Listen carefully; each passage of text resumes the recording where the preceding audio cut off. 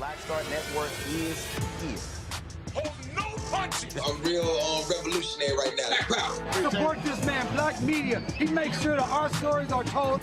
Thank you for being the voice of Black America, Roland. Stay black. I love y'all. All momentum we have now, we have to keep this going. The video looks phenomenal. See, this difference between Black Star Network and Black-owned media and something like CNN. You can't be Black-owned media and be scared. It's time to be smart. Bring your eyeballs home. You dig?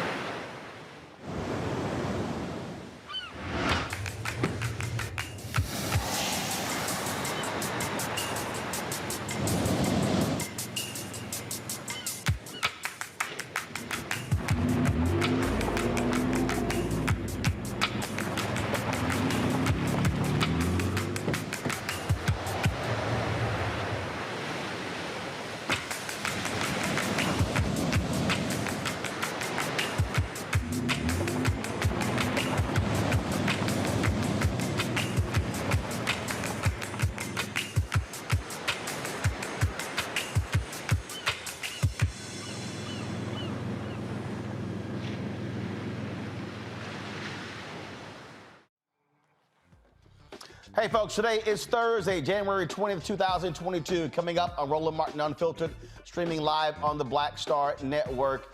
Senate Democrats don't do their job, mainly because Arizona Senator Kyrsten Sinema and Joe Manchin choose not to end the filibuster in order to protect voting rights. Also, we'll talk with Cliff Albright with Black Voters Matter about what is next. Also, Joe Madison, Sirius XM radio host, has ended his hunger strike, which was focused on, again, waiting for the moment to sign this particular bill. Also on today's show, sad news from Delta Sigma Theta. The national president passed away today. We'll give you those details. Also on today's show, we'll talk about a case out of Philadelphia where some cops have been charged in the death of an 8-year-old girl. Plus, you'll get the first public look at the cover of my book, White Fear, that is dropping this year. Folks, it is time to bring the funk on Roland Martin Unfiltered on the Black Star Network.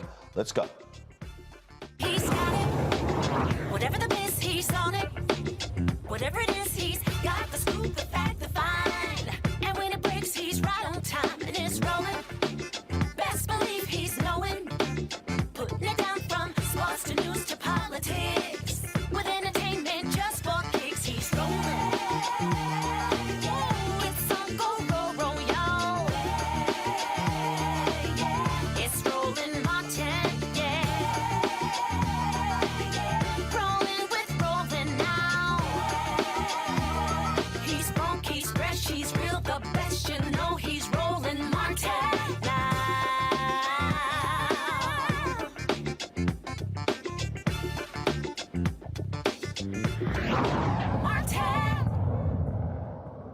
Well, folks, after the vote last night, there is no passage of the For the People Act or the John Lewis Act because Senate Democrats could not get 50 votes in order to end the filibuster. Just so you understand why the vote was 52 to 48, is because it allows for, by Senator Chuck Schumer, first of all, Arizona Senator Kyrsten Sinema and Joe Manchin, though they said they support the bills but chose not to end the filibuster, which meant 50 votes, 48 votes. Senator Chuck Schumer has to vote as well in order for him to bring the bill back up. And so that's why you see 52-48, so you understand why the vote count is what it was. So there were just a number of speeches that were given on the floor of the United States Senate that were powerful, that were strong from some folks like Maggie Hassan. We wouldn't even expect to give that kind of speech. But of course, one of the strongest was from a brother who truly understands this, one of 3 African Americans in the United States Senate. He represents Georgia as a pastor. That is Senator Raphael Warnock. Here's some of his 28-minute speech, some of what he had to say last night before the vote was taken. January 6th happened, but here's the thing. January 5th also happened. Georgia, a state in the old Confederacy, sent a black man and a Jewish man to the Senate in one fell swoop. Our nation has always had a complicated history, and I submit to you that here's where we are. We're swinging from a moral dilemma. We are caught somewhere between January 5th and January 6th. Between our hopes and our fears. Between bigotry and beloved community. And in each moment, we, the people, have to decide which way are we going to go and what are we willing to sacrifice in order to get there. The question today is, are we going to give in to a violent attack whose aim is now being pursued through partisan voter suppression laws in state legislatures? And sadly, Georgia, the same Georgia that sent me and my brother Ossoff to the Senate, not the people of Georgia, partisan state politicians, have decided to punish their own citizens for having the audacity to show up. And it isn't just about the restrictions around water and food distribution. The more fundamental question is, why are the lines so long in the first place? And why is that the case in certain communities? I know that some Americans listening to me right now don't know what we mean because that's not your experience.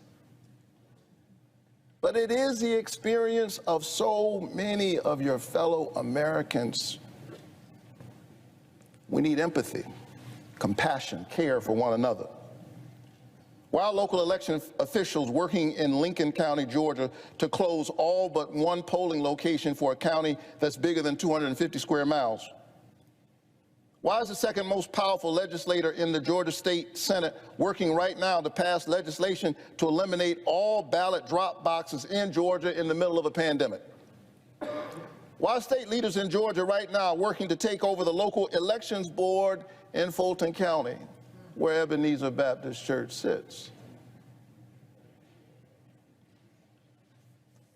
There's a woman in Cobb County named Irish.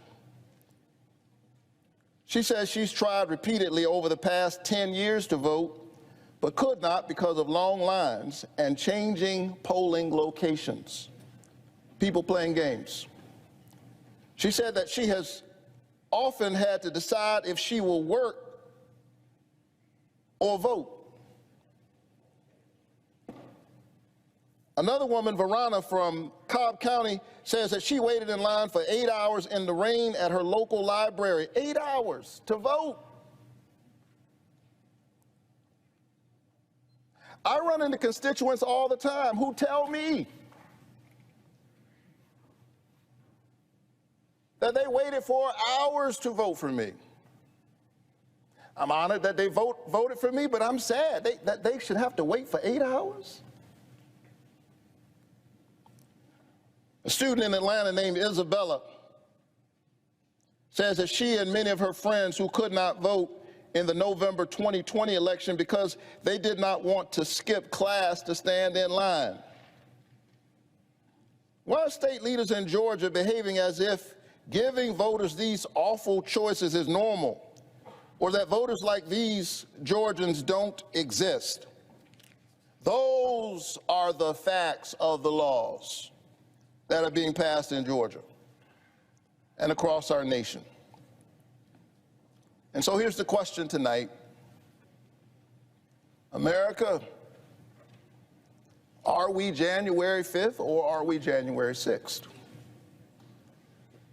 Are we going to give in to the forces that seek to divide us by gerrymandering us, suppressing us, and subverting the voices of some of us in pursuit of power at any cost? Or are we going to live up to that grand American covenant, e pluribus unum, out of many, one? I choose what Dr. King called beloved community. I choose America. I choose a nation that embraces all of us. We've been summoned here. We cannot turn away. And in just a few moments, all 100 of us, blessed with a sacred trust, will let the American people know where we stand on the question of whether the Senate will protect their voices, the voices of the very people who sent us here, or if we will simply surrender to the anti-democratic fervor and polarizing disunity spreading across our nation. Joining us right now is the co-founder of Black Voters Matter, Cliff Albright. Cliff, glad to have you back on the show. It was certainly a difficult night for folks like yourself and others who have been fighting for voting rights, who've been in the streets, getting arrested, who've been traveling around this country, risking getting COVID, you know, all of these different things, going into, you know, the backwoods, the country parts, delivering collard greens and water, just trying to get people to understand the power of the vote. And with all the work done to elect that man and John Ossoff, which gave Democrats, frankly, control of the United States Senate, to see two white U.S. senators, one from Arizona, one from West Virginia, completely just ignored the reality. What Republicans are doing across the country has to be frustrating. Yeah, good evening, Roland. Yeah, I mean, there's no sugarcoating it. Last night was a frustrating night. You know, even though we knew what those senators were saying going into it, you know, you always hold out hope that, you know, maybe they'll hear something that'll change their thinking. Maybe they'll get some extra facts that'll change their thinking. Maybe they'll be inspired by my senator, and I'm so proud to call him my senator, Senator Warnock, and even John Ossoff, who I thought also gave a good speech. And more importantly, when Senator Susan Collins tried to clap back, she wasn't ready for his response to her in regards to the Voting Rights Act. We could talk about that in a second, but yeah, we're just thinking that maybe they'll hear something that would change their votes. But, you know, as we learned by the end of the night, there wasn't anything that could have been said. There was no facts. There was no history about the filibuster or about Senate procedures. There was no information about the realities of voter suppression that some of their own colleagues were telling them about their own states. There was nothing that they could have heard to change their minds. But with that said, last night, and this isn't just, you know, a silver lining thing or a moral victory thing, you know, last night was important.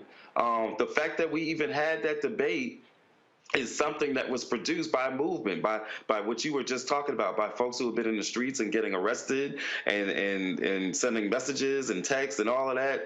Movement made that debate even happen. Because had we not been pushing for months, then, you know, the senators, including Senator Schumer, may have just said, well, I tried to bring it up for a vote, and they wouldn't let us debate it. But movement made that debate happen and made them go on the record with their votes, made them have a debate and a discussion and to expose themselves. And at the end of the day, we think that that's something that's significant, and we're going to use this energy moving forward because it ain't over. You know, game on, as we're saying, and we're about to launch a whole nother campaign. And as you may have seen, folks were still out there protesting at the Capitol today, including Congressman Jamal Bowman, who got arrested today, now the sixth, I think, CBC member to get arrested in this battle for voting rights. So it was a frustrating night, and, you know, we need to acknowledge that and feel that. but we need to move on from that. Because at the end of the day, you know, as I've been reminding people today, the Cheney, Goodwin, and Schwerner were murdered in June of '64. You know, Bloody Sunday happened in March of '65. And it took a whole other 5 months after Bloody Sunday and the Selma to Montgomery March before the Voting Rights Act was passed. People think that there was a march across the bridge and then the next day or the next week we had a Voting Rights Act. That's not the way it worked. And so, actually, I think we got to take it back even further, because I think, and what you just said, it is important for people to understand, to understand the continuum, if you will. You had the 15th Amendment that was passed, one of the Reconstruction Amendments, and then, of course, you had the election of 1876, the Great Compromise of 1877, which then ushered in Jim Crow. You had rights taken. You had, of course, the black members of the House of Representatives who were thrown out. The last one, who was from North Carolina, who gave that particular speech on the floor. You had black folks' rights taken in the Mississippi Constitutional Convention in 1890, where you had that one brother, Isaiah T. Montgomery, who voted along with the white folks to take the vote. That's why I call Senator Tim Scott a modern-day Isaiah T. Montgomery, because of his vote last night. Then, of course, you go through the battle in the 20th century, but you go to the 1957 Civil Rights Act that was gutted. And then, of course, Kennedy runs for president in 1960, makes promises. And then you have this massive comprehensive bill. Everybody forgets that the Civil Rights Act of '64, the Voting Rights Act of '65, and the Fair Housing Act of '68 were actually all in one bill. And so nothing happened for 2 years. Kennedy gets killed. LBJ says, we're going to move this forward. But he tells King, we got to break this thing up. And so then you have Civil Rights Act that comes first, public accommodations. Then you had voting rights in '65. Then you had fair housing in '68. And so the Black Freedom Movement, if you say, starts with, of course, Montgomery, 1955, December 1st. And then you go through the Fair Housing Act being passed 9 days after King, signed into law 9 days after King was assassinated. That's 13 years. Now, none of us today want to wait 13 years, but those folks put it on the line every single day during that period. And so folks need to understand, ain't no microwave social activism. That's right. That's right. No, I'm so glad you went into that history for a couple of reasons. One, because we got to understand now it's urgent, right? We got to have a fierce urgency of now, but we also got to understand the ebbs and flow of history and where we are in this moment. And just because we didn't get what we wanted last night doesn't mean that the battle is over. And so understanding that history is important. The other reason I'm really glad you went into that history is because what you just described regarding the public accommodations and voting rights and fair housing and the way that they broke that into pieces, ultimately that may be what has to happen with this voting rights bill and the different pieces of it, because we got the gerrymandering, we got the dark money, and you heard the Republicans really focusing on the dark money and the campaign finance reform pieces of the bill, but you got those pieces. Of course, you've got the restoration of the Voting Rights Act piece, which Susan Collins was pretending like she supports, even though she didn't vote for it when it was up a couple of months ago. And so you've got these pieces, and one of the strategies that we may wind up pursuing is breaking down different parts of it, much the way you just described the way that those civil rights bills, including voting rights, was broken down in the 60s. The other thing is that, and I've been saying this to folks as well, because I think people also need to be fully aware and understand how these things are interlocked. So you take what happened last night. This right here, if y'all you're not seeing my computer, folks. Okay, all right. Let me see if I can get this up, because I need people to understand why these elections matter, why who we put in office matters.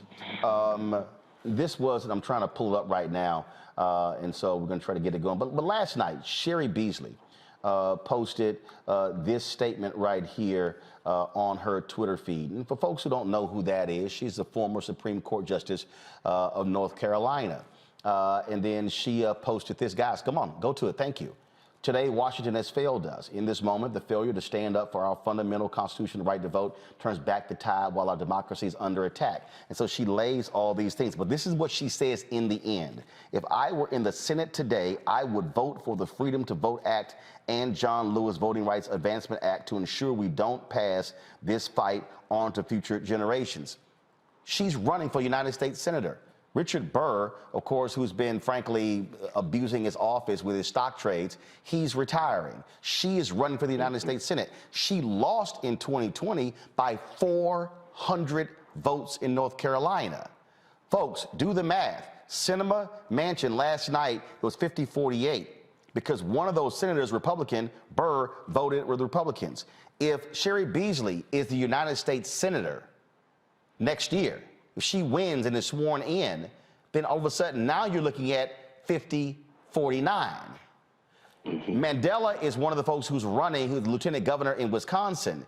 He's running for the Democratic nomination to face Senator Ron Johnson, who is wildly unpopular. If Ron Johnson gets taken down, now all of a sudden it's flipped. You don't need Sinema and Manchin. Then, of course, you have Pennsylvania. Toomey is retiring. And so we don't know who Malcolm Kenyatta is running, Lieutenant Governor, who's running. You know who wins that? You win that. Even with Manchin and Sinema, you're now over the line. Val Demings is Congresswoman Val Demings is running there in Florida. Charles Booker is running there in Kentucky. Then, of course, you have the open seat in Ohio. Democrats hold the line in Nevada and Georgia in those seats. They literally could have 53, 54 votes. And so people need to be then recalibrating. So if black folks are watching right now pissed off, you should be donating to Sherry Beasley. If you're in North Carolina, you should be saying, how am I going to be getting my folks to go out there and vote? Because, again, it's understanding the dynamics of politics and how this thing could be totally different in January or February based upon who controls the Senate. Yeah, you're exactly right, Roland. I'll even throw in there. This is perhaps a more longer term issue, but if DC had statehood, then we'd have another two senators that we wouldn't have to be messing around with Manchin and Sinema, right? And so shout out for DC statehood. But you're exactly right. There's a number of key battles going on. Most of those states that you named are states that we're active in, or we've at least got some partners in. And yes, we need to be. I don't ever want to give, and especially as the battle for the voting rights bills was still going on, I didn't want to give credence to this notion of, oh, well, we're just going to go out and register some more folks, right? And vote blue no matter who, and work your butt no matter what, and all that, but we do have to start having those conversations, and that's why, we're about to launch some campaigns that are rooted in acknowledging that we got to still walk and chew gum. We got to continue to fight this battle for the voting rights legislation, but we also got to go out there and win some extra seats, and so that we don't have to deal with Manchin and Sinema. And then when they come up, you best believe that we're going to be out there in Arizona and West Virginia to deal with our good friends in those two states. But and must hold the line in Georgia. Warnock is on the ballot. Ossoff won a 6-year term. Warnock filled the expired term of Johnny Isaacson, Republican, who passed away, and so got to hold the line in Georgia. That's right. And that's one of the things I've been saying whenever people ask about the enthusiasm gap, which is real, to be clear. Like, black folks aren't going to be happy if we don't get some more stuff delivered for us, whether it's voting rights or criminal justice reform. It was quite a thing to watch Tim Scott and Cory Booker going after each other after Tim Scott wasted everybody's time for a year pretending like they were going to pass some George Floyd Act or some. Oh, no, you know what? I'm glad you said that. I want to interrupt you there because I told folks, so Michael Harriot, when he was with The Root, wrote a particular piece last year, in 2020, where he talked to Tim Scott's deputy chief of staff, who actually said that part of the bill they were advancing would withhold or take funds from police in the places where they did not pass laws to deal with police brutality. Now, here's what's interesting. When Tim Scott went on Face the Nation to Margaret Brennan talking about, Democrats want to defund the police, and that was just a bridge too far, I then text messaged him and said, can you explain me the difference between what you proposed last year and what you're accusing Democrats of? That was on October 27th. I sent him the text again last night. Now, mind you, he was responding to my other text messages about read the bill, read the bill. But when I brought up his own bill that showed he was a hypocrite, no response. I emailed his staff again yesterday saying, why haven't y'all answered me in 2.5 months when your own deputy chief of staff said the exact same thing that Scott's now accusing Democrats of? Complete, total silence. That shows you how fraudulent they are and how fraudulent he was, wasting the times of all of those families who were there fighting for rights. He never intended for the George Floyd Justice Act to go forward. It was all a charade, and that's why I call Senator Tim Scott a modern-day Isaiah T. Montgomery. And he's up this year, right? And so, people aren't expecting to put as much attention into South Carolina as some of the other states that we went through, Pennsylvania, Ohio, Georgia. Go ahead. So yeah, but he's up, and so we're going to be doing a lot of work in South Carolina because we believe that anytime you got the kind of black population that you got in a state like South Carolina, we got the ability to make some stuff happen. We always got to go out and get that magical percentage of white folks that are willing to come along with us. But hell, if they can pass medical marijuana in Mississippi, I'm believing we can do anything in South Carolina. So he's up. So there's a number of races that we need to be targeting, and when we talk about the enthusiasm gap, although it's a real thing, the key thing to think about is it's not a national enthusiasm gap, right? It's kind of like what we say about Congress. Like Congress has historically low approval ratings, and yet you still see that 95% of incumbents still win re-election. Why is that? Because even when people are frustrated or unhappy with Congress, they don't attach that necessarily to their person, right? And so what we may wind up seeing, and Georgia is a perfect example,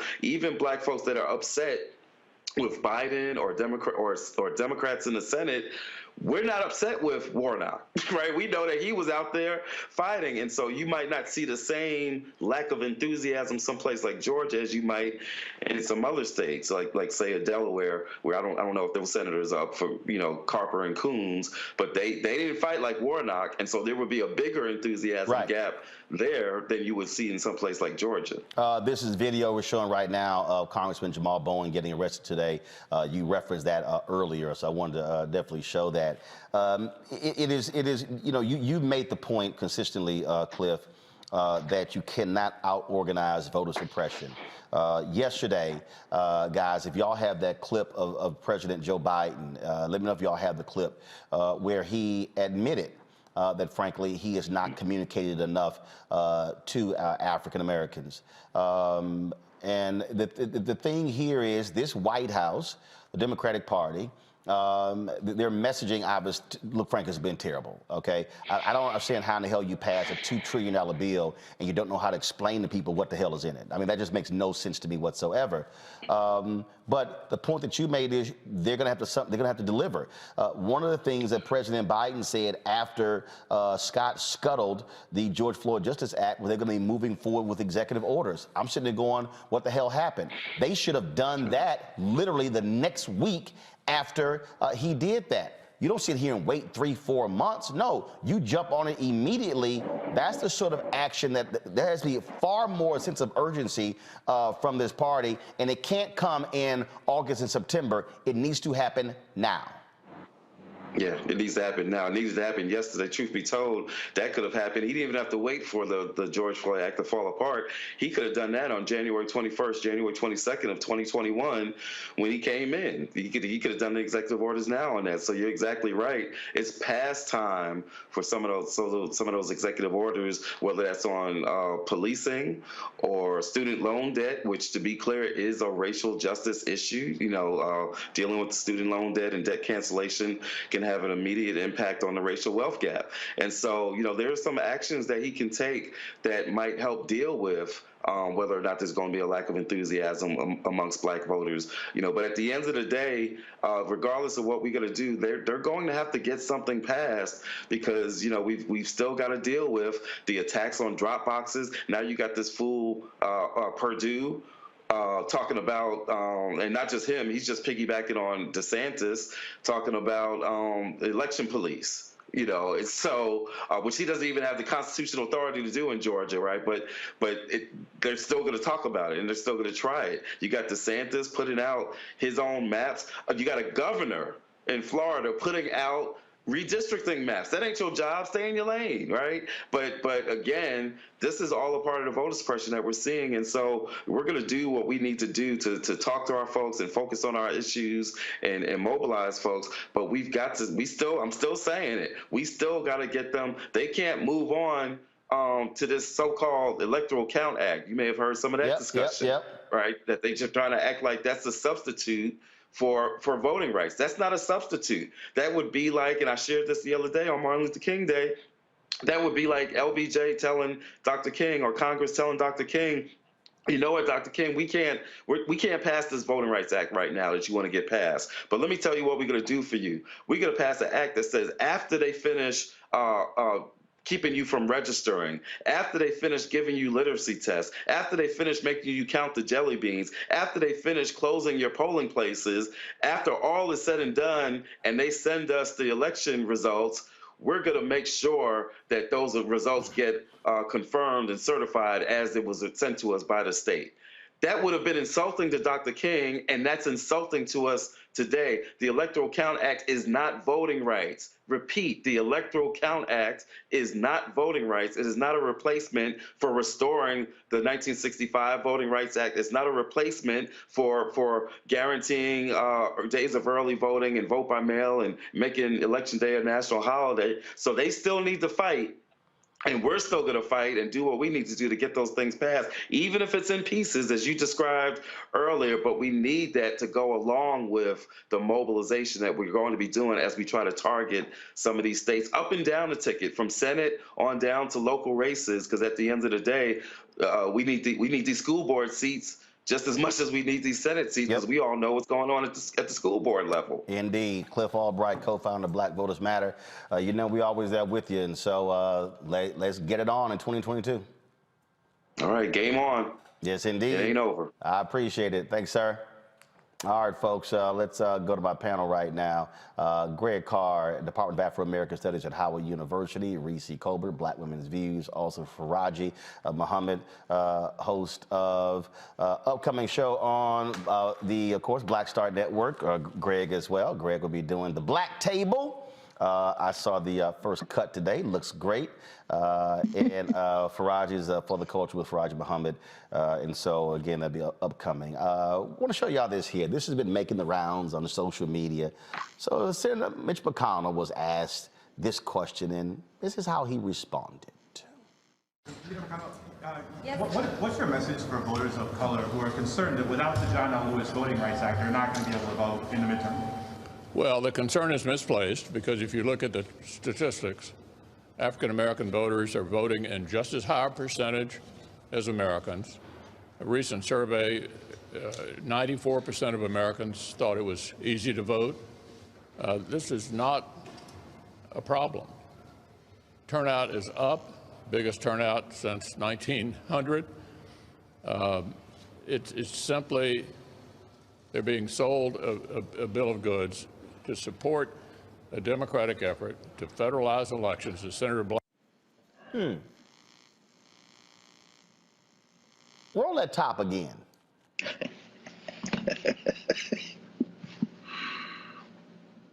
John L. Lewis Voting Rights Act, they're not going to be able to vote in the midterm. Well, the concern is misplaced, because if you look at the statistics, African-American voters are voting in just as high a percentage as Americans. A recent survey. Did something happen, Reese? Are you an American? Last I checked, I was. Faraj, I'm just saying, are you an American? We're here. Okay, Greg. Greg, I don't know about you. Well, don't ask Greg. Don't ask Dr. Carr. Dr. Carr, you know where he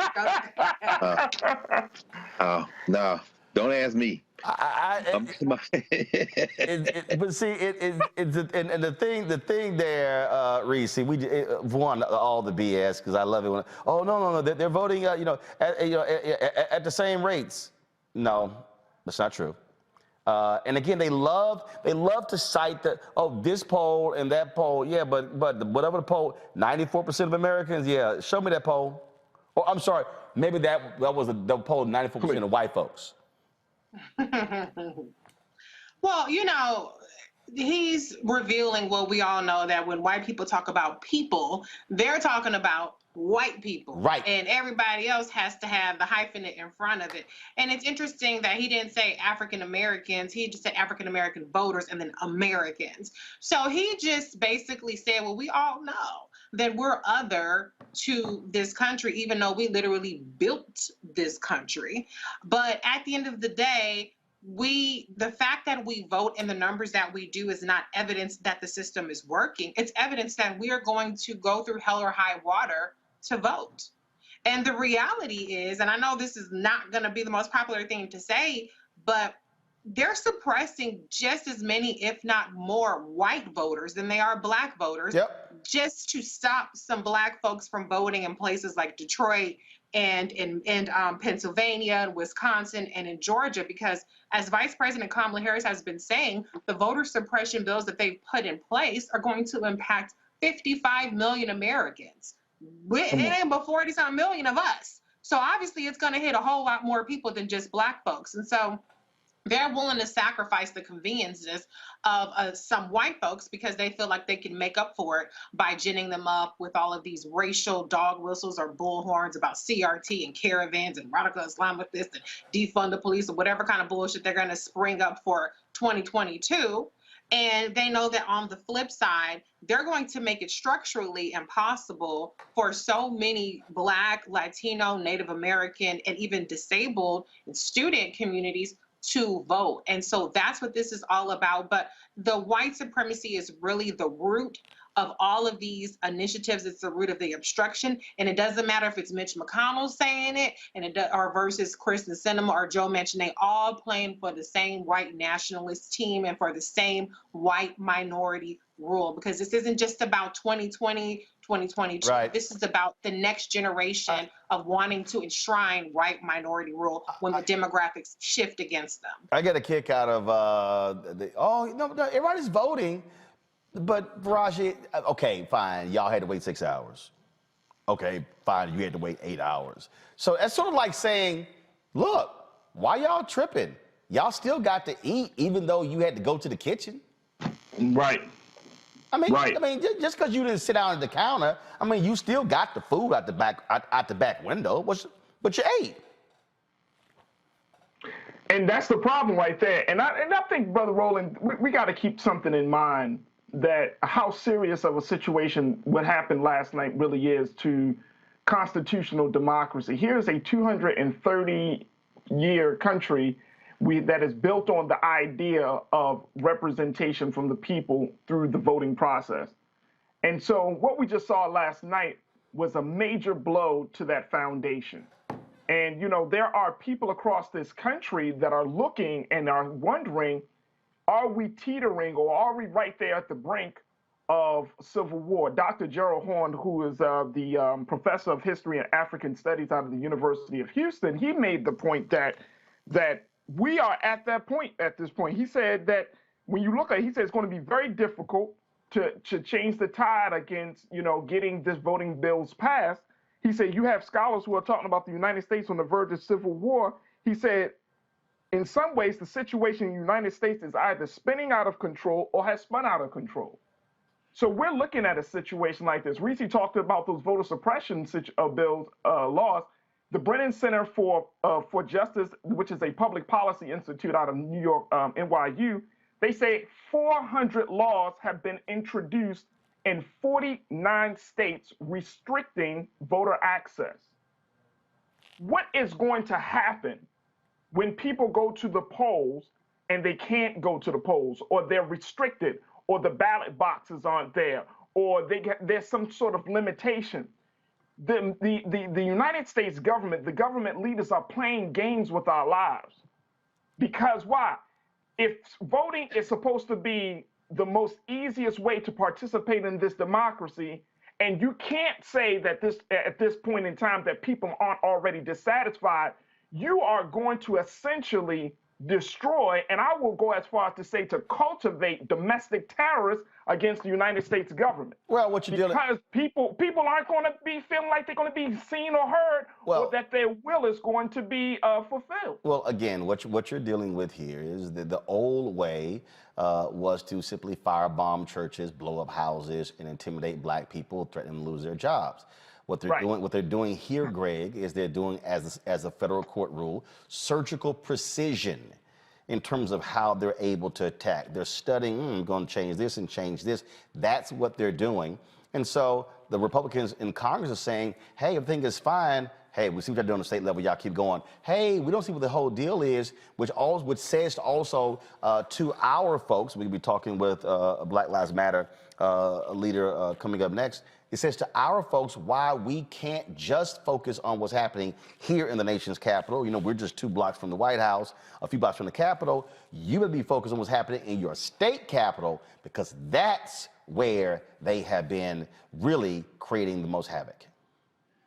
That's exactly right. And by the way, Roland, I love the fact that you repping Tennessee State Tigers, man. I know it's one of the many HBCUs that is shown. So I know Dr. When I'm wearing the hoodie, I'll explain a little bit later, because we, in honor of Alpha Phi Alpha, its 115th anniversary, I partnered with McDonald's to create 7 scholarships worth $15,000 each for HBCU juniors and seniors.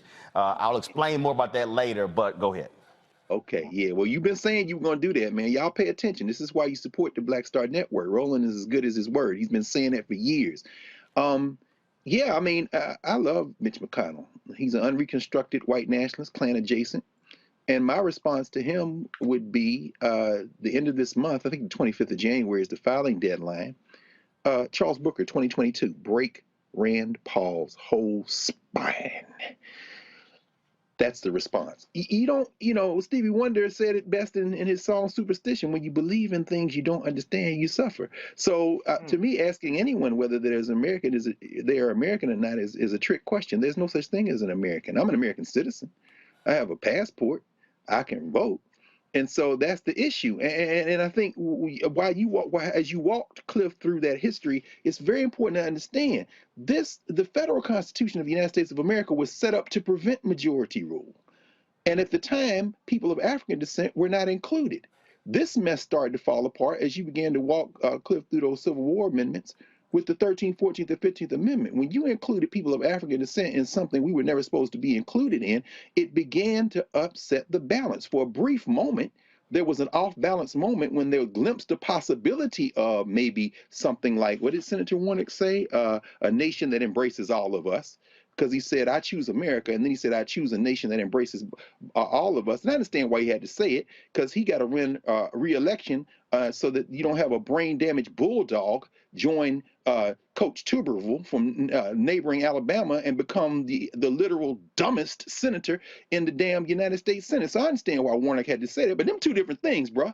You say you choose America, what is that? And then you say I choose a nation that embraces all of us. That thing has never existed. But from 1865 to 1875, as you walk Cliff through, there was a glimpse of possibility, and then the North made a deal with the South. In exchange for giving them home rule in the South, they told them, just don't leave the Union, and they didn't. So we had to fight a second Reconstruction, as you've always walked us through. And from 1955 to 1965, we performed radical surgery on the United States. And as you always walk us through, when Martin King's last book, Where Do We Go From Here? Chaos of Community, when he laid down the blueprint for what to do, well, their response since then has been a long period of what Dylan Rodriguez and others call white reconstruction. So now the patient is terminal, because after all that time, the population has been shifting. So this is where I end. We have to now go to war. Stop talking this craziness. I understand why Warnock said what he said, but Cory Booker's still up here with this foolishness like we. There ain't no we, bruh.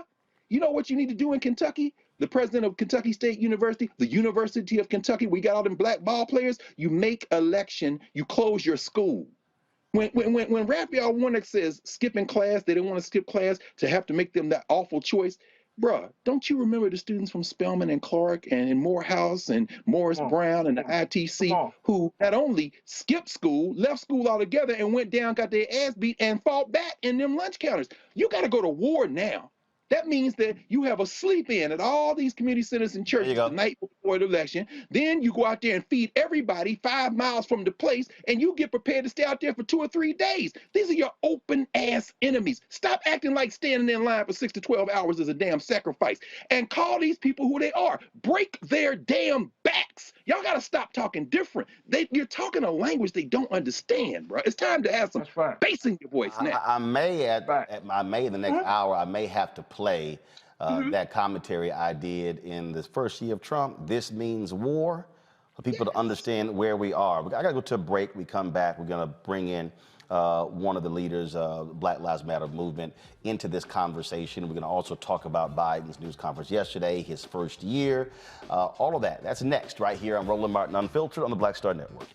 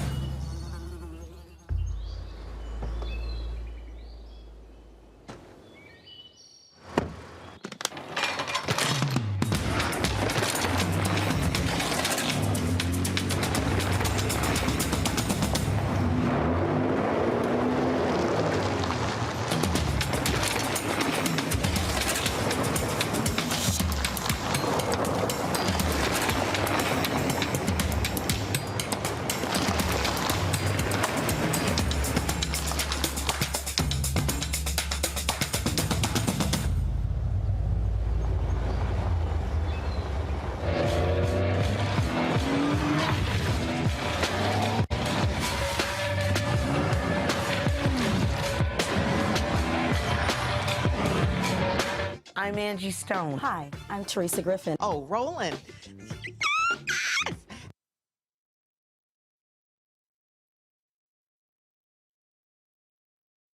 Hey, Roland, I am so disappointed. Welcome back to Roland Martin Unfiltered. Not sure what happened there, but we'll get that whole thing sorted out.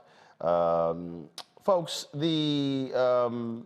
yesterday, President Joe Biden held a news conference where it was his, of course, 1-year anniversary of his first year.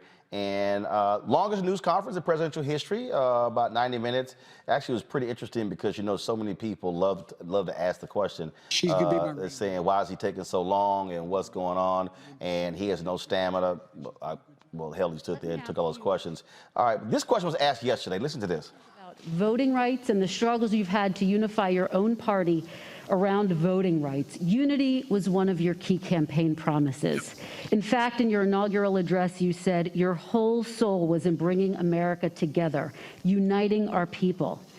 People heard the speech that you gave on voting rights in Georgia recently, in which you described those who are opposed to you to George Wallace and Jefferson Davis, and some people took exception to that. What do you say to those who were offended by your speech? And is this country more unified than it was when you first took office? Number one, anybody who listened to the speech, I did not say that there were going to be a George Wallace or a Bull Connor. I said we're going to have a decision in history that is going to be marked just like it was then. You either voted on the side that didn't make you George Wallace or didn't make you Bull Connor. But if you did not vote for the Voting Rights Act back then, you were voting with those who agreed with Connor, those who agreed with and I think Mitch did a real good job of making it sound like I was attacking them. If you notice, I haven't attacked anybody publicly, any senator, any congressman publicly.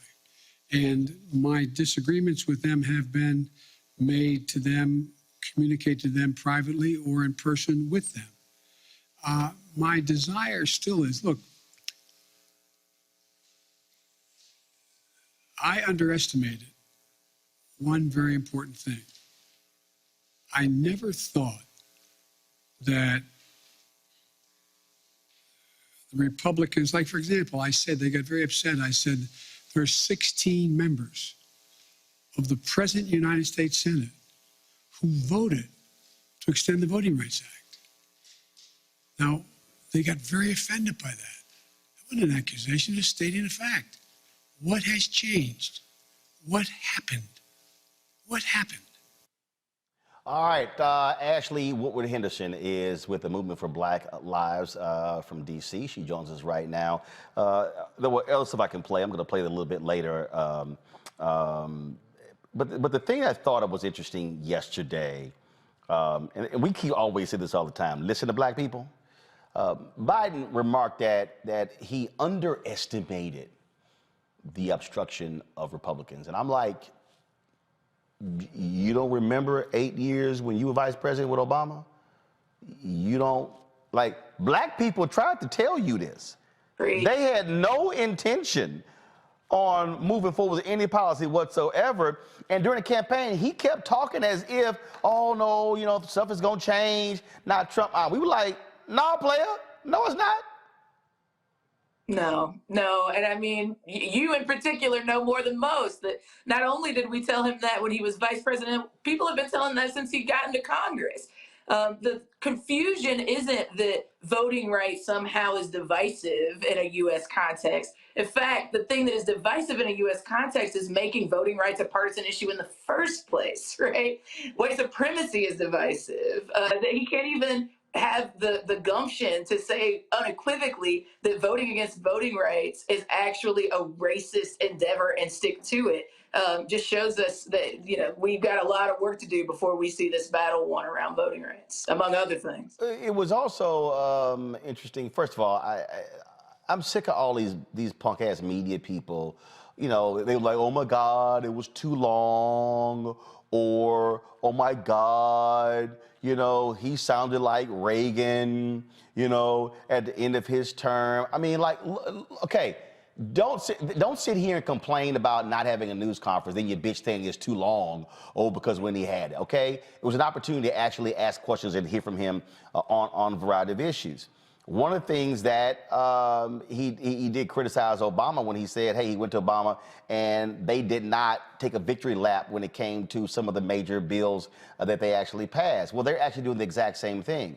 Again, I hear people, when I see these polls, people say, oh my God, the economy, I saw Gianna Caldwell, so like an idiot on Fox News saying, the economy today is worse than it was in 2008. You mean we were losing 500,000 jobs a month? Dude, just stop it.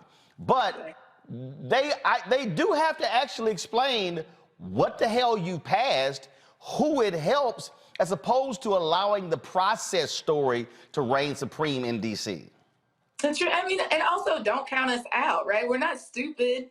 People remember getting stimulus checks. People remember child tax credits. People remember those things. But what we're also not confused by, is that those are platinum Band-Aids on the gaping wounds that people are facing at the convergence of the multiple crises that we're seeing in grassroots communities all across this country, particularly in the South. And y'all know particularly, I'm a Southern supremacist. I believe that as goes the South, so goes the nation. Isn't just an opinion, it's a fact, right? What we know is that down here in places like Georgia and Florida, Tennessee, Texas, North Carolina, South Carolina, that we're seeing all of these states, their governors, their legislative branches attack voter rights. We are seeing it over and over again. And what we're hearing from Biden is that we should just settle for the platinum Band-Aids that he's given us through executive orders, or the idea that just because he generally supports voting rights, that we should calm down, right?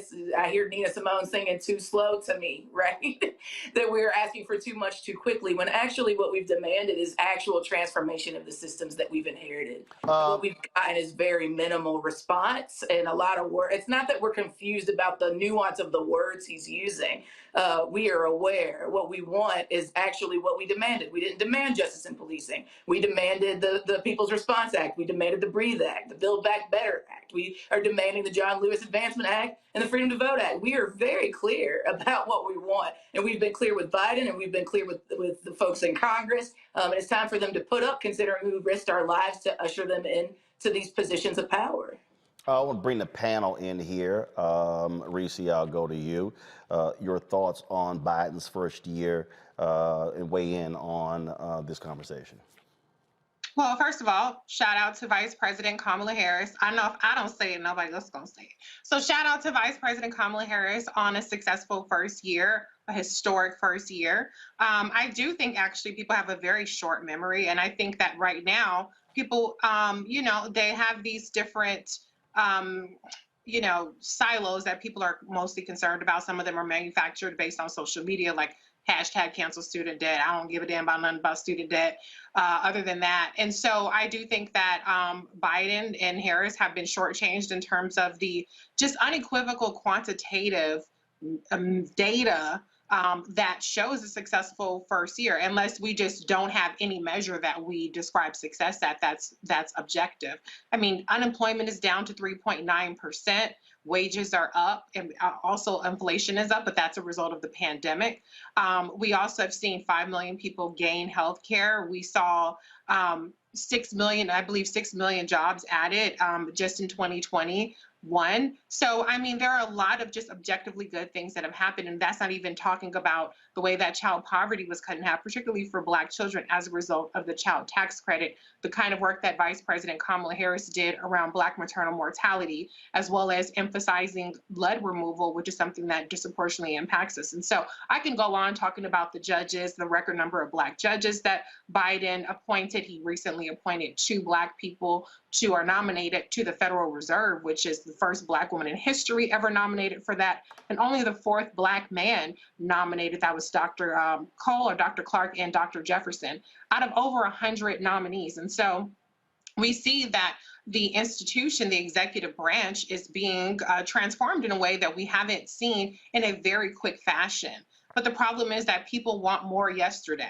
Instead of realizing that this is a 4-year term, we have a divided Congress that is relentless in its obstruction in terms of the Republicans. And then you have 2 wishy-washy Democrats who are not up for a vote for several more years. So there really isn't any kind of electoral leverage that you have over them. And Majority Leader Chuck Schumer hasn't cracked the code on how to deal with them. So as far as complaints about Biden's performance, people have to have a news story. They have to pounce on whatever little gotcha moments that they have. But I'm looking at the substance of what has been accomplished, and I'm looking beyond the games and the punditry and the opinions, and I'm just looking at what's on paper. And I understand that doesn't line up with people's feelings and their perceptions, but you have to have something that you're using to base a measurement on, and he's getting held to a different standard than even Donald Trump was. Actually, so I'm sorry. Go ahead. Actually, so what do you want to see in this second year? Because here's what we're dealing with. An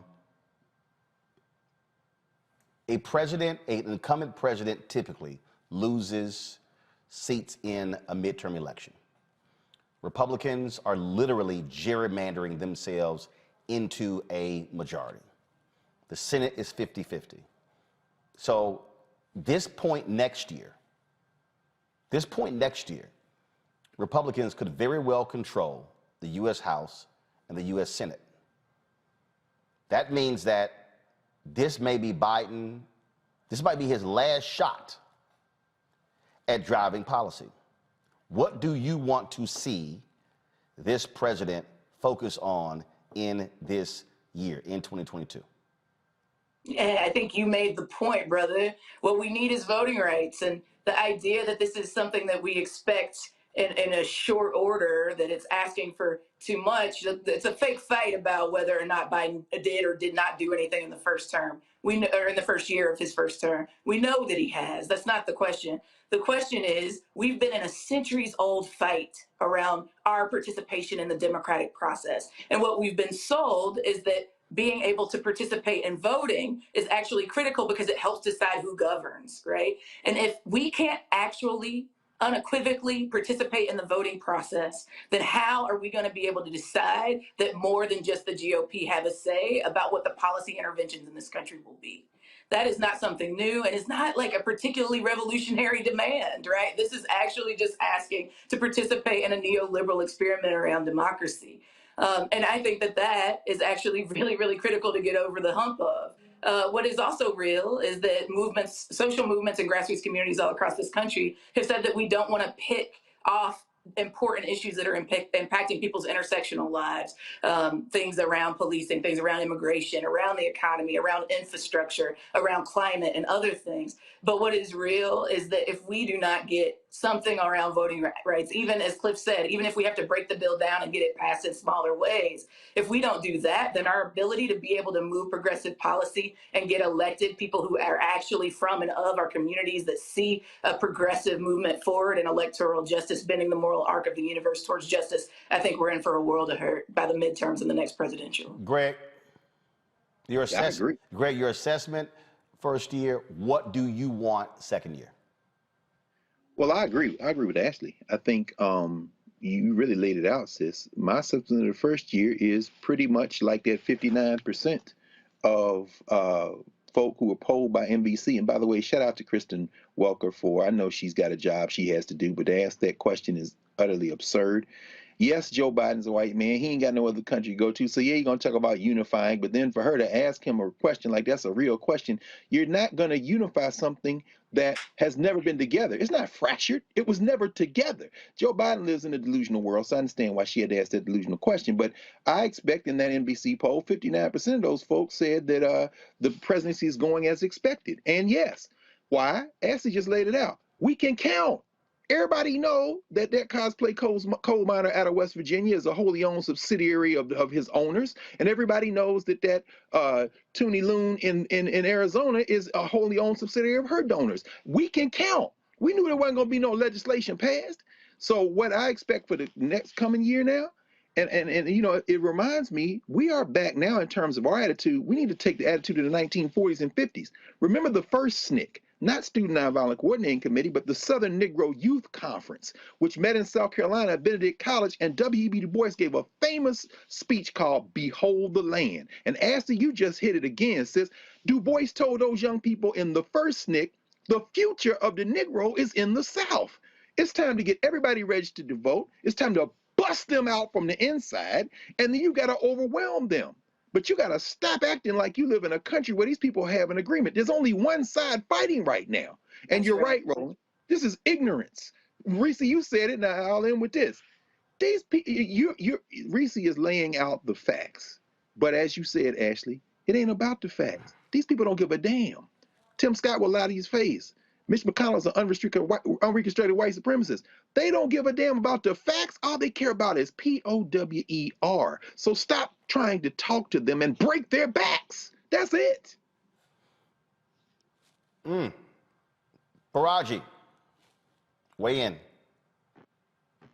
I think that the first year of the president has been, you know, it has its highs and its lows. I mean, one of the big things that I think we need to look at is something that we've talked about here on this show, Brother Roland and family, the fact that the president has gotten 41 federal circuit and district court judges confirmed by the Senate. That's just one. You know, I think that's certainly a whole lot of black women. And a whole lot of black women. We've talked about that extensively, so we can't overlook that. But, you know, when we also look at the economy, you know, you have a lot of people that have gone back to work. 6.4 million people have found jobs in you know, over this first year of the president's term. When you're talking about, you know, like Reese said, the economy is moving forward in terms of the country moving forward. But here's the thing. None of that is being felt by the American people, and most importantly, black folks in this country. None of that is being felt. Because why?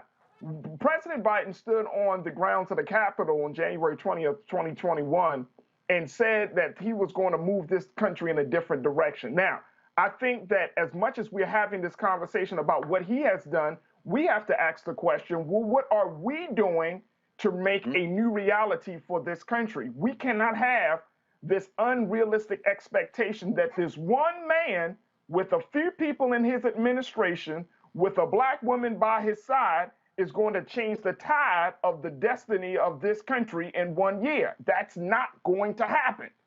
I mean, let's keep that real. So this is also the time that I think we need to stop sitting on our damn hands and get up and do something for ourselves, our families, and our communities, whether you're black or white. Doesn't matter. The point is that we have to get more engaged. And one of the things you asked Brother Roland about, you know, what do I want to see? I want to see black folks I want to see policy dedicated for black folks actually getting passed for black folks. I mean, hold on. Like what? No, wait. Like what? Sir. Like what? George Floyd Police Act. Can we get something with that? We talked about voting rights. We still haven't talked. We dealt with that. So we still got to deal with the George Floyd Policing Act. I don't know when that's going to happen. Let's talk about again. Here's the issue that you face, and everything you're talking about, understand. But this is the issue that we still have to deal with, Ashley. Unless they craft something that picks up 10 Republican votes, they are not going to end the filibuster. It is abundantly clear. Manchin made it perfectly clear yesterday. Sinema made it perfectly clear. So this is now where we are. Where we are now is, and I agree on George Floyd. I agree on voting. But if you cannot get 10 votes in the conversation, so now what do we do? Yeah, I mean, one is that we would hope that there'd be more organizing, right? The people have to recognize that actually just lobbying in a Congress that is in this stalemate isn't the only tactic in our tactical toolbox, right? And Roland, you call us to do these things all the time, not only just to show up on the Hill to lobby and advocate for ourselves, but to organize and base bill, to use the direct action. You know, it's interesting to hear people call for the demand of creating policy buy-in for Black people. The Movement for Black Lives did that. We developed the Vision for Black Lives policy platform. We had state, local, and federal demands. The People's Response Act from Cori Bush is literally an offshoot of the Breathe Act that was written by Black people who were listening to the 25 million people that were in the streets in 2020 that were demanding the reinvestment of our tax dollars into building healthy, sustainable, and equitable communities. Folks that have been in the streets around the Thrive Agenda. Folks have been fighting for a red, black, and green New Deal. That is not, to say that the fix is for regular schmegular people who are living at the nexus of the converging crises of COVID and economic crisis, understanding that white supremacist violence is very, very real in the places that many of us live, and that we are still showing up and showing out, including fighting for voting,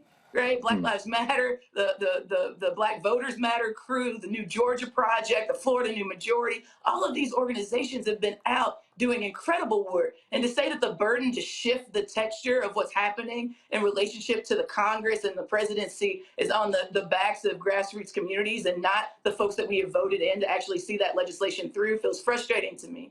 What I feel certain of is that if the Democrats continue to prioritize bipartisanship over actually executing the power that they have been given, that people literally risked their lives over the last few centuries and over the last few years to give them, then they will likely not be in a position to do that again. And it's going to be up to us to utilize those other tactics to be able to meet the needs, the material needs of our people.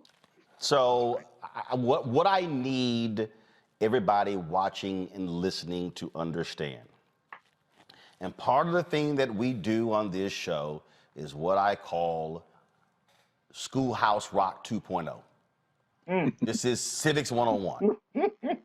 It is one thing to be pissed off.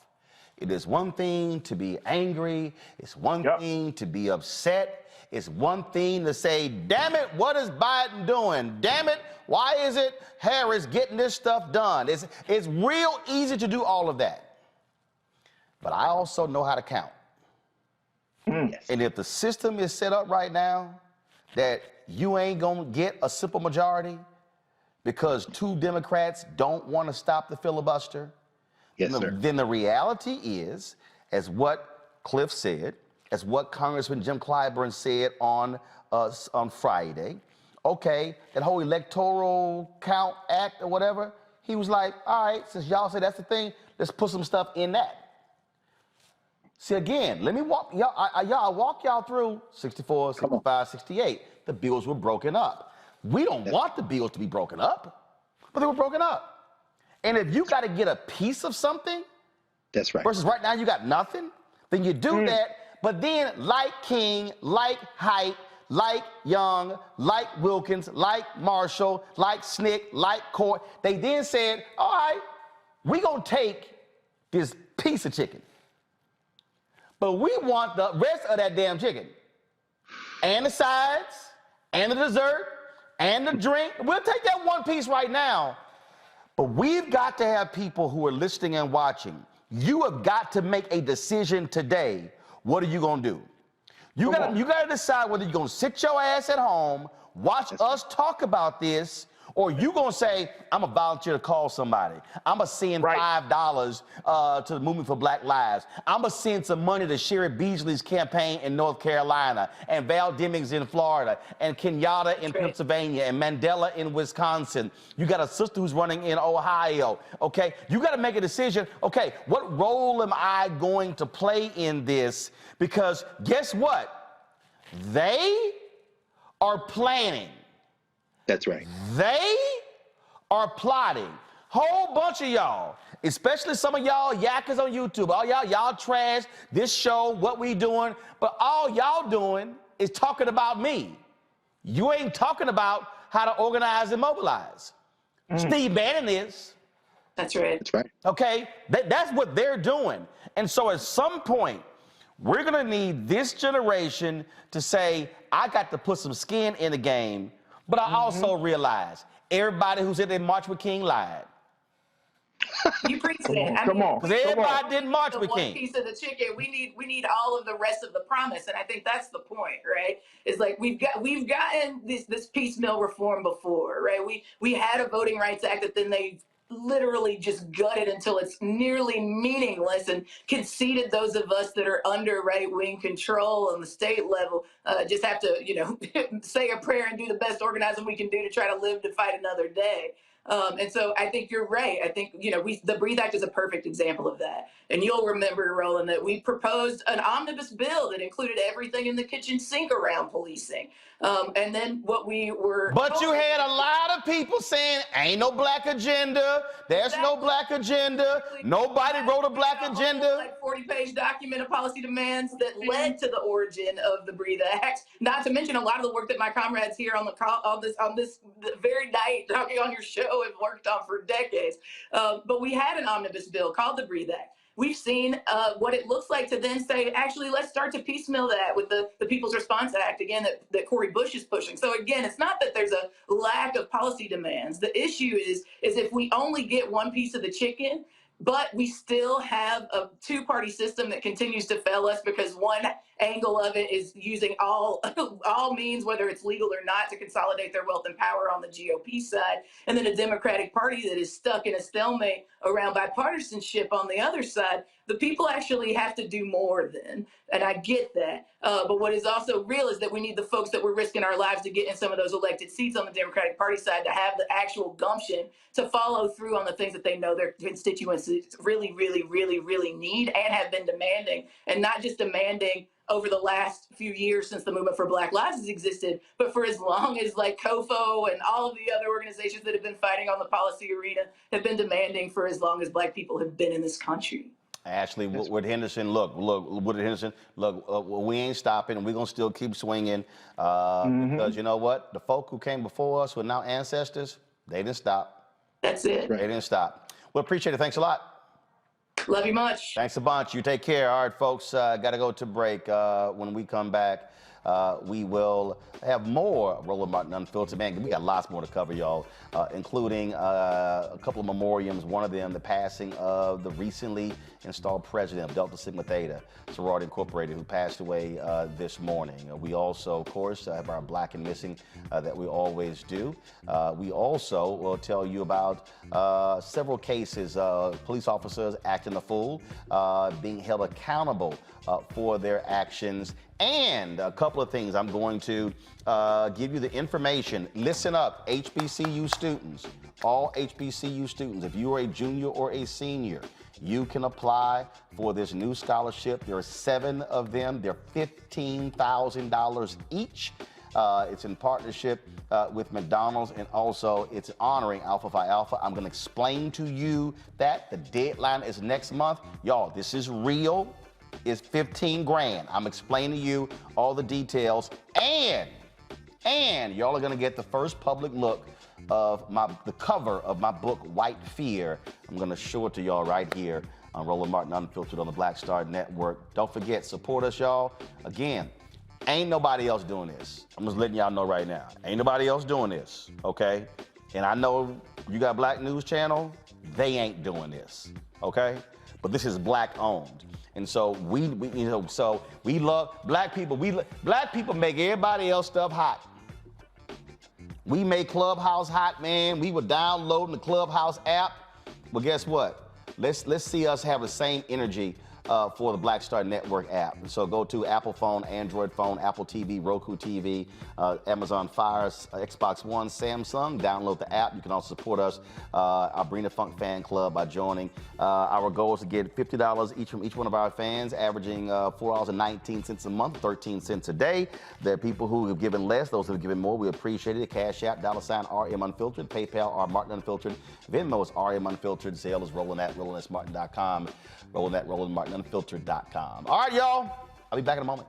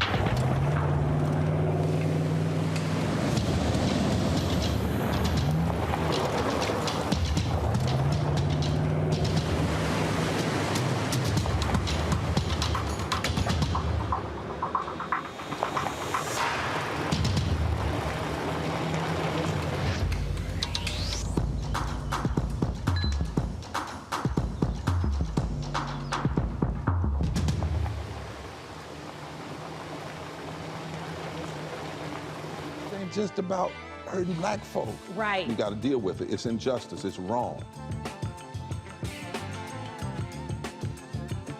I do feel like in this generation, we've got to do more around being intentional in resolving conflict. You and I haven't always agreed. Yeah. But we agree on the big piece. Yeah. Now, conflict is not about destruction. Conflict's going to happen.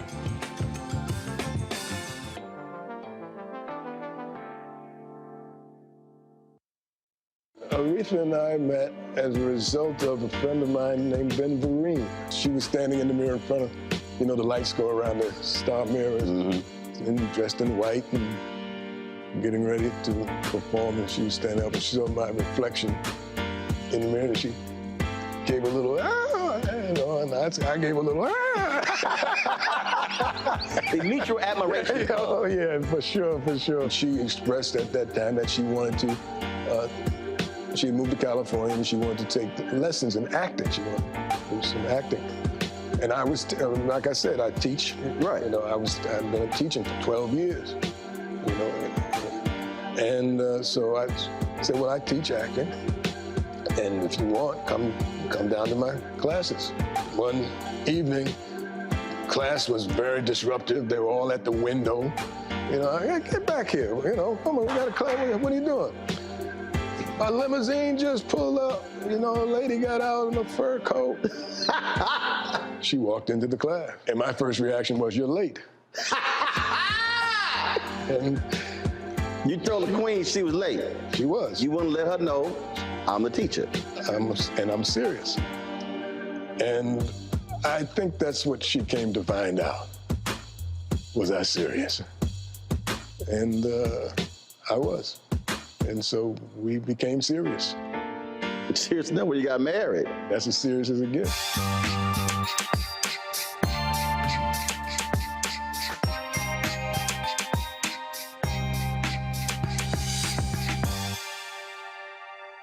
Hey everybody, it's your girl Lunel. So what's up? This is your boy Earthquake. Hi, I'm Chaley Rose, and you're watching Roland Martin Unfiltered.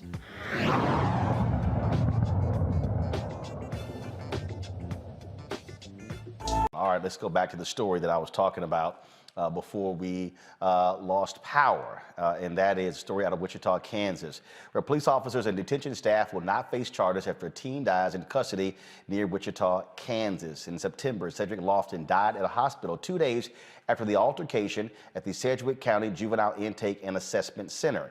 A December autopsy report contradicted an earlier preliminary finding that the teenager hadn't suffered life-threatening injuries. The autopsy ruled the death a homicide. Bennett says the state's stand your ground law prevents him from bringing any charges.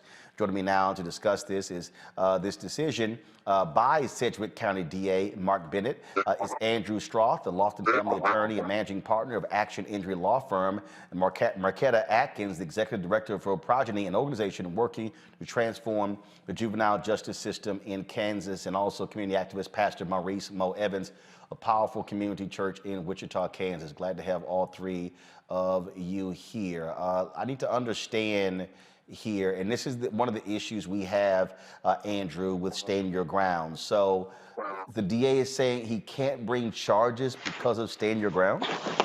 Yeah, I will tell you, it's a stunning decision by a district attorney who has failed over the years to charge any law enforcement.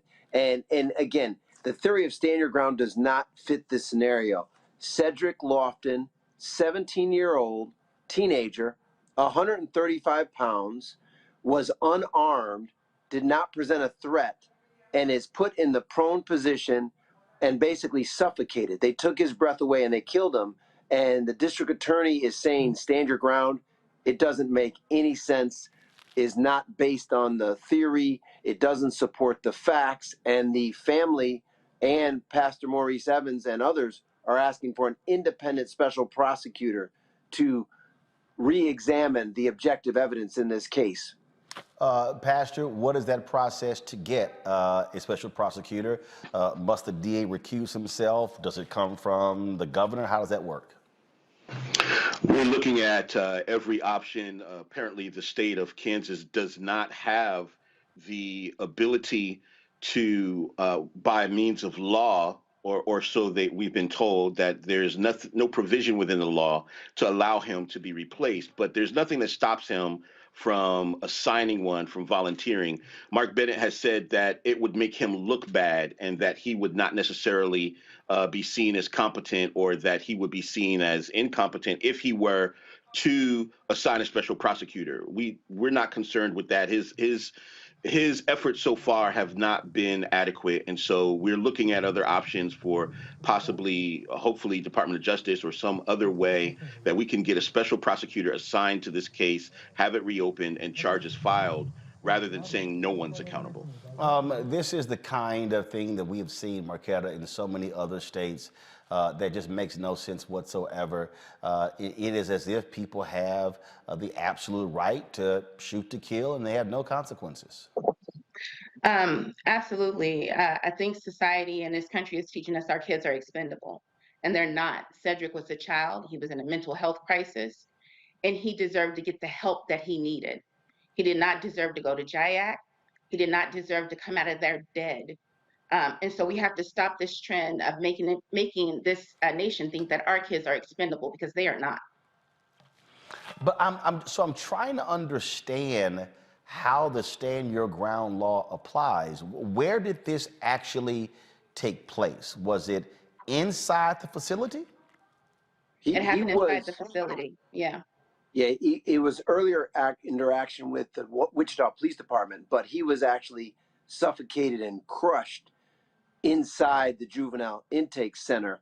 And you can see on the video the stress and pressure that was put on Cedric. And let's be clear, they put Cedric in the prone position, face down. And that is a dangerous position and against policy. And it was for approximately 20 minutes. Okay, so how does, so I'm just trying to and this is what I'm trying to understand here. Okay, so these are, the individuals who did this, they work for the facility? Correct. Okay. Which means that they have procedures. That's right. So he's face down. Yes. Are they saying that he was striking them, he was fighting them, he was beating them, he was biting them? What are they saying? You know, Pastor Mo, why don't you respond to that? Because the DA's report, Mark Bennett's report, is so disturbing that you got a young man not posing a threat that they basically killed. So stand your ground makes no sense. And they interviewed the individuals at JIAC, and even their own interviews don't indicate a threat. But Pastor Mo, I defer to you. Pastor, you there? Actually, we lost him. I'm here. Okay, Pastor, you back? Go ahead. Yeah, the whole thing has been sophistry from the beginning. The reason why people are concerned in saying, this doesn't make any sense is because there have been lies and miscommunications from the beginning. What we know is that he was actually held down, he was handcuffed, he was shackled. There was a person at his feet, there was a person sitting on his back, there was a person holding each arm. And so what we know is that this happened for at least 45 minutes before they realized that he was unresponsive and unconscious. So none of this makes sense. I don't understand how 4 people have someone shackled, handcuffed, and they feel their life is in danger. Because that's a stand your ground, right? That your life is in danger and Right. that it's an imminent threat. Where does that come from? I mean, that means that my life is in danger, that somebody has done something to put my life in danger. And so what I don't understand is how you can be in a facility a person can't get out of. You have complete control of that person's movements. 4 people are holding him down, and it's stand your ground? They're holding a young person responsible for his murder. They're holding a 17-year-old child in a mental health crisis responsible for his own murder. And Glenna Martinez, that runs the facility, in a press conference yesterday, said that the staff did procedure. And if that is a procedure, they grossly need to change that procedure. And it does not fit stand your ground. Question here, that is, all right, is there any call for the Department of Justice come in, the state authorities to look into this? Anything? So far, the only thing that the city has done is issued a task force to take a look at the policies from beginning to end that led to Cedric's murder. And I'm going to keep on using the word murder instead of death. But to me, that is not good enough. Somebody needs to be held accountable, specifically Mark Bennett, because he had the power to make this right. And the message that he's sending out is so critical, especially for young people who are already going through it, who are in mental health crisis. What is the message we're sending to these kids and their parents when they need help? Because who wants to call for help and risk their child being murdered and taken to the wrong facility instead of getting the help that they need because an officer feels threatened or because a staff that is supposed to be equipped to handle situations like this feels threatened?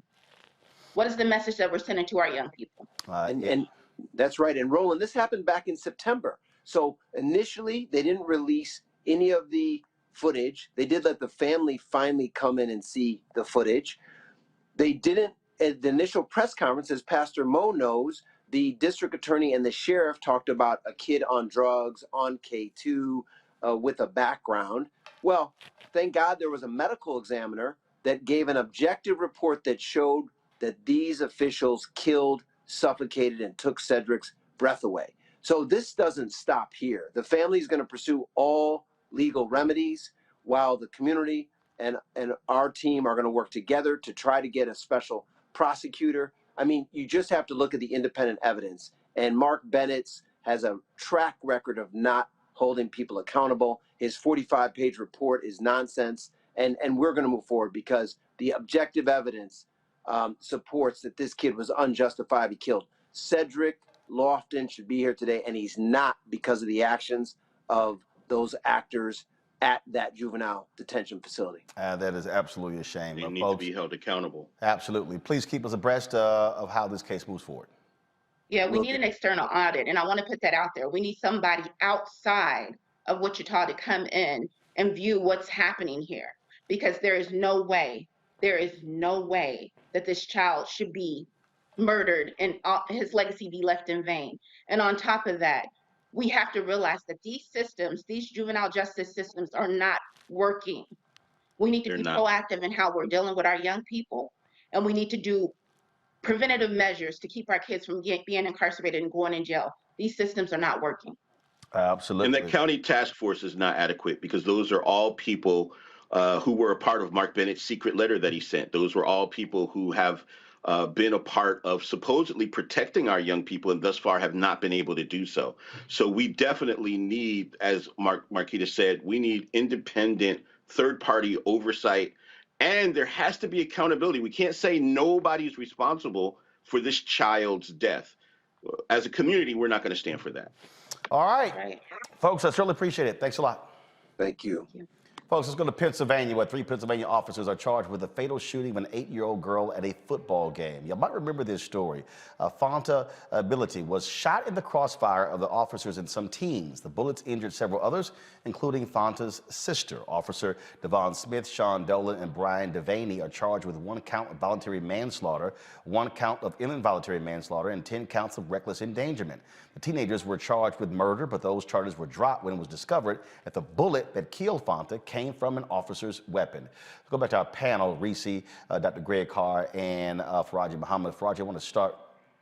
Okay, don't have Faraji. Let me know when he's back. I'm going to go to you, Reese. I remember when this happened, and this sounds very similar to the story out of Los Angeles where the cops were going into, I think, a Burlington coat factory. A young girl was in the dressing room, and they fire at the guy, and then she's in the dressing room and ends up getting hit. You know, this is where officers have to use proper discretion when they're firing their weapons when there are other people who are around.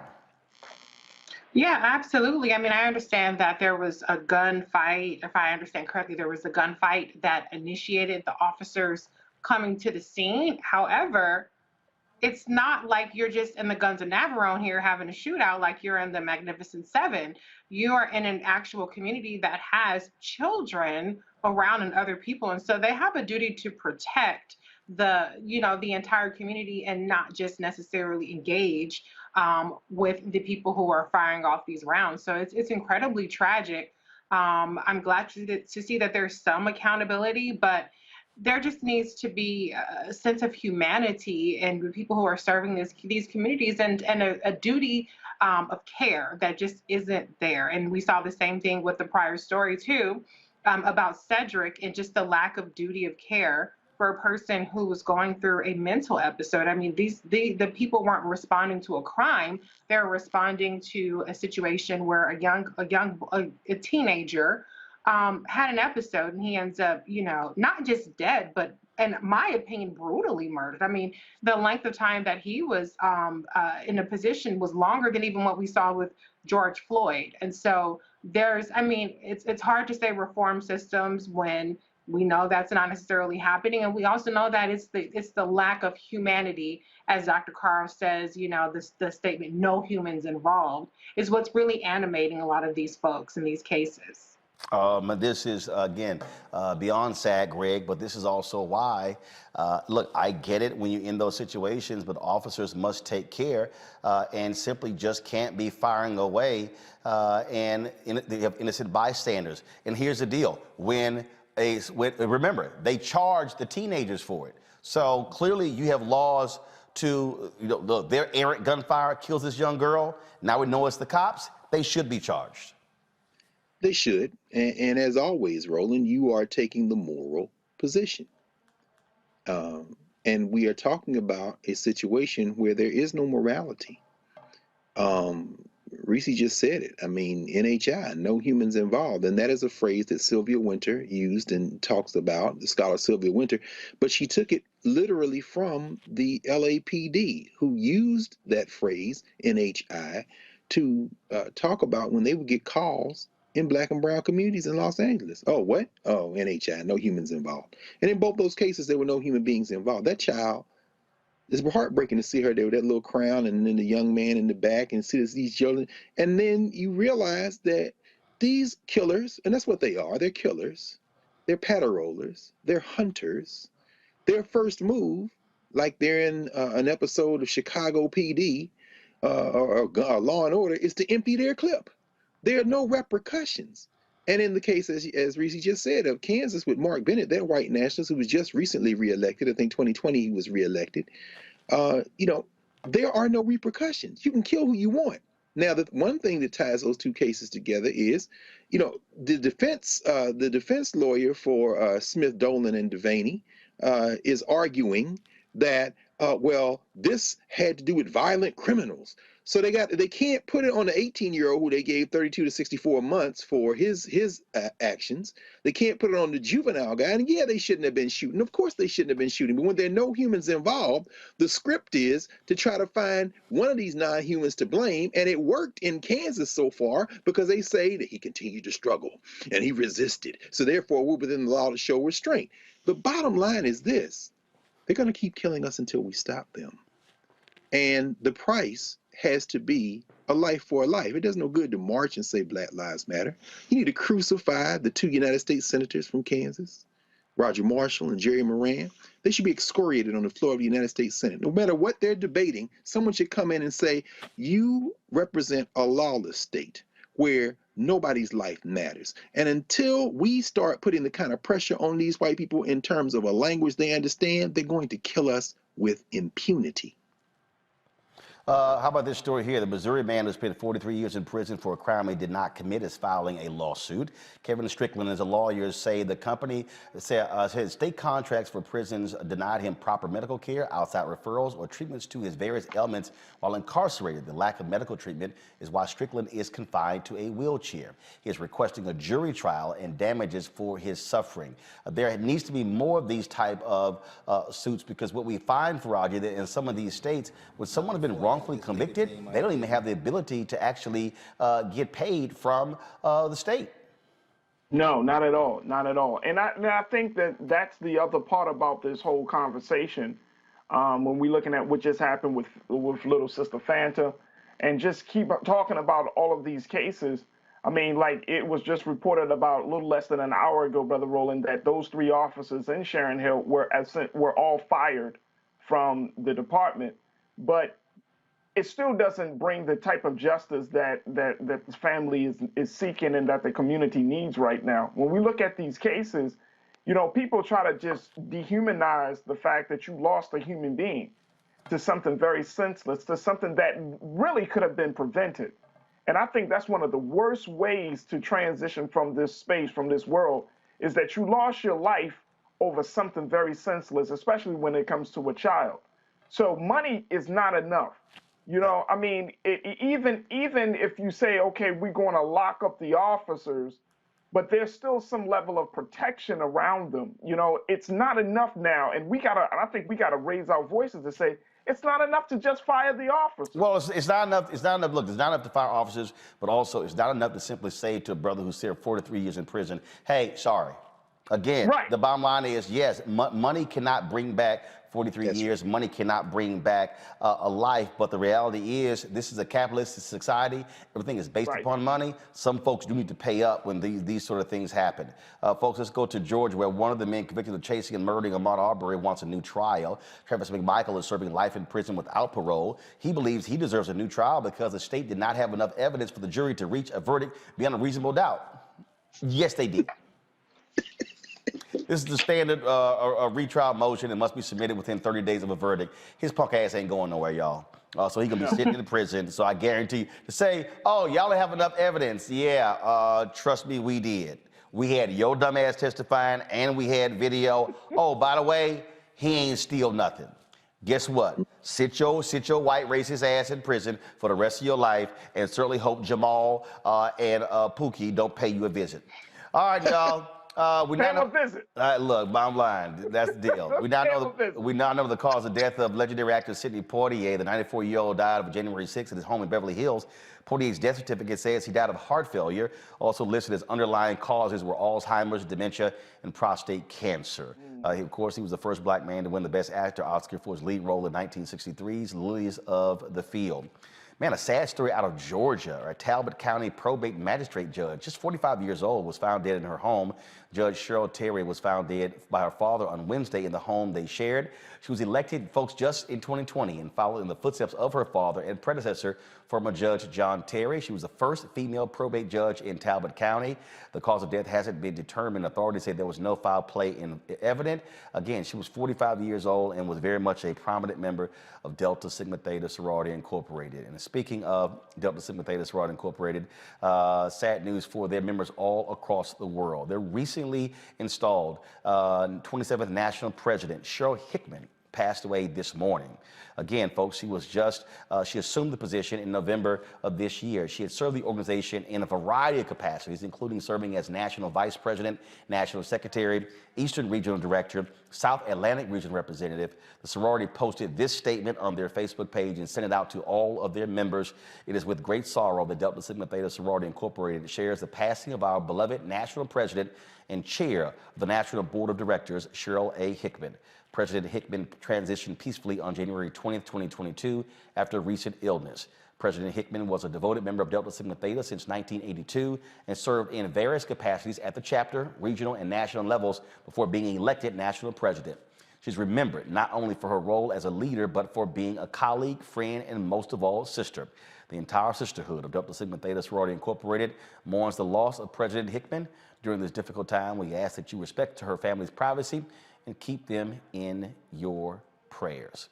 All right, folks, got to go to break. We come back. I'm going to share with you some information about a scholarship that I have announcing with McDonald's, honoring Alpha Phi Alpha Fraternity Incorporated.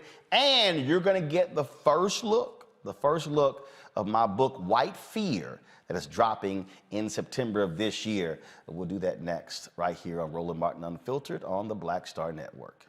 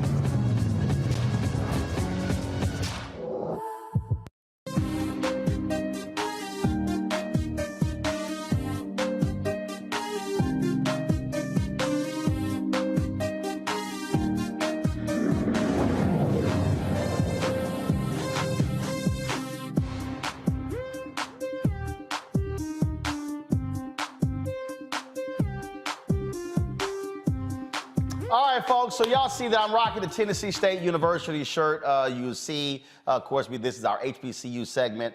So here's the deal. Look, I was at Texas A&M University. I'm a graduate. My brother is, so is my sister. But we understand the importance of HBCUs. And so there are many African Americans who support HBCUs who didn't even go to them. We did remember the project that we did in, we aired it in December. We shot it in November in Houston with McDonald's, tied to their gospel tour. So we went to Houston. If you want to see those interviews, go to the Black Star Network app or our YouTube channel. All the interviews are on there. There was some amazing interviews. And so I was talking with the folks at McDonald's, and we were discussing, they were talking about, you know, support of HBCUs, and they said, hey, we want to do something with you, Roland. I said, okay, great. And they said, you know, this is the 115th anniversary of Alpha Phi Alpha Fraternity Incorporated, with December 4th, founded December 4th, 1906. And they said, we want to do something to honor them. And I said, well, why don't we do this here? So why don't we do something unique? Let's honor our 7 jewels, the 7 founders of Alpha Phi Alpha. And let's give away scholarships. So they wanted to give away robust scholarships. So I said, hey, let's do 7. And they said that, I said, but I don't want to make it just for alphas. I said, because, and here's why. because I wanted us to be able to get a sense of, again, what the need is. And let me explain that. One of the biggest issues, and Greg can attest to this very much so, one of the greatest issues for college students, but especially HBCU students, is not them going to college, it's them being able to stay there. Because typically most universities, especially HBCUs, there's a dramatic drop-off from when students are freshmen and sophomores and when they become juniors and seniors because they don't have the money to stay. So here's what we did by partnering working with Alpha Phi Alpha, where I'm a life member. In honor of Alpha Phi Alpha, McDonald's is going to do 7 $15,000 scholarships specifically for HBCU juniors and seniors. Anytime we talk about scholarship money, typically it's for somebody coming out of high school. I specifically said to McDonald's, no, let's do this for the people who are already in college, but to keep them in college. I remember when Julianne Malveaux was president of Bennett College, and she reached out to me. They were trying to raise like $30,000 to keep several of the young women in school who were graduating seniors, and it happened several times, and I've gotten other calls as well. So I said, hey, let's do this. And so partnering with the Thurgood Marshall Fund, you have this program. Again, any student who's a junior or a senior who is attending an HBCU is eligible for this program. Now, the deadline, listen clearly, the deadline is February 28th, okay? February 28th. Again, junior or senior. Now, that means that if you are going to be a junior in the fall, you can apply for the scholarship.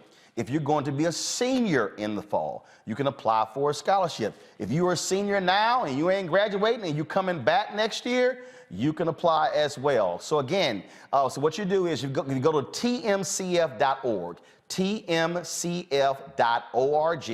That's the Thurgood Marshall College Fund. They're handling everything. They're doing all this sort of stuff along those lines. And also, here's the other thing. And again, y'all know how I feel about this here. The recipients also is going to be able to engage with McDonald's executives about career opportunities in their field of study, things along those lines. And so, because I just want us to understand, a lot of people, and you bring the panel up right now, a lot of people simply don't have the resources to stay, and that's important. And so that's why we did it this way. And so, again, I know there are some alphas who probably like, man, come on, bro, why don't you just make it for the alphas? No, because here's the piece. If all of a sudden we discover that we get 800 or 1,000 applications, then we now know what the need is. And so now we can go back to McDonald's and say, okay, we did 7 this year. We did 7 this year. Hey, now let's do 20, 30, 40, 50, 100, because now you know what the need is. And so that was the rationale behind it. And so that's what we're doing there. I'm gonna go to Greg. Greg, I'm telling you, people don't understand it. And look, you get it when those students, you know, they're there, they don't come back because they don't have the money to come back. That's the truth, Roland. I mean, I can speak from personal experience. The tuition was a lot lower when I started Tennessee State in 1983, but I worked my way through college. And I busted my ass those first couple of years to get the kind of grades to begin to piece together scholarships.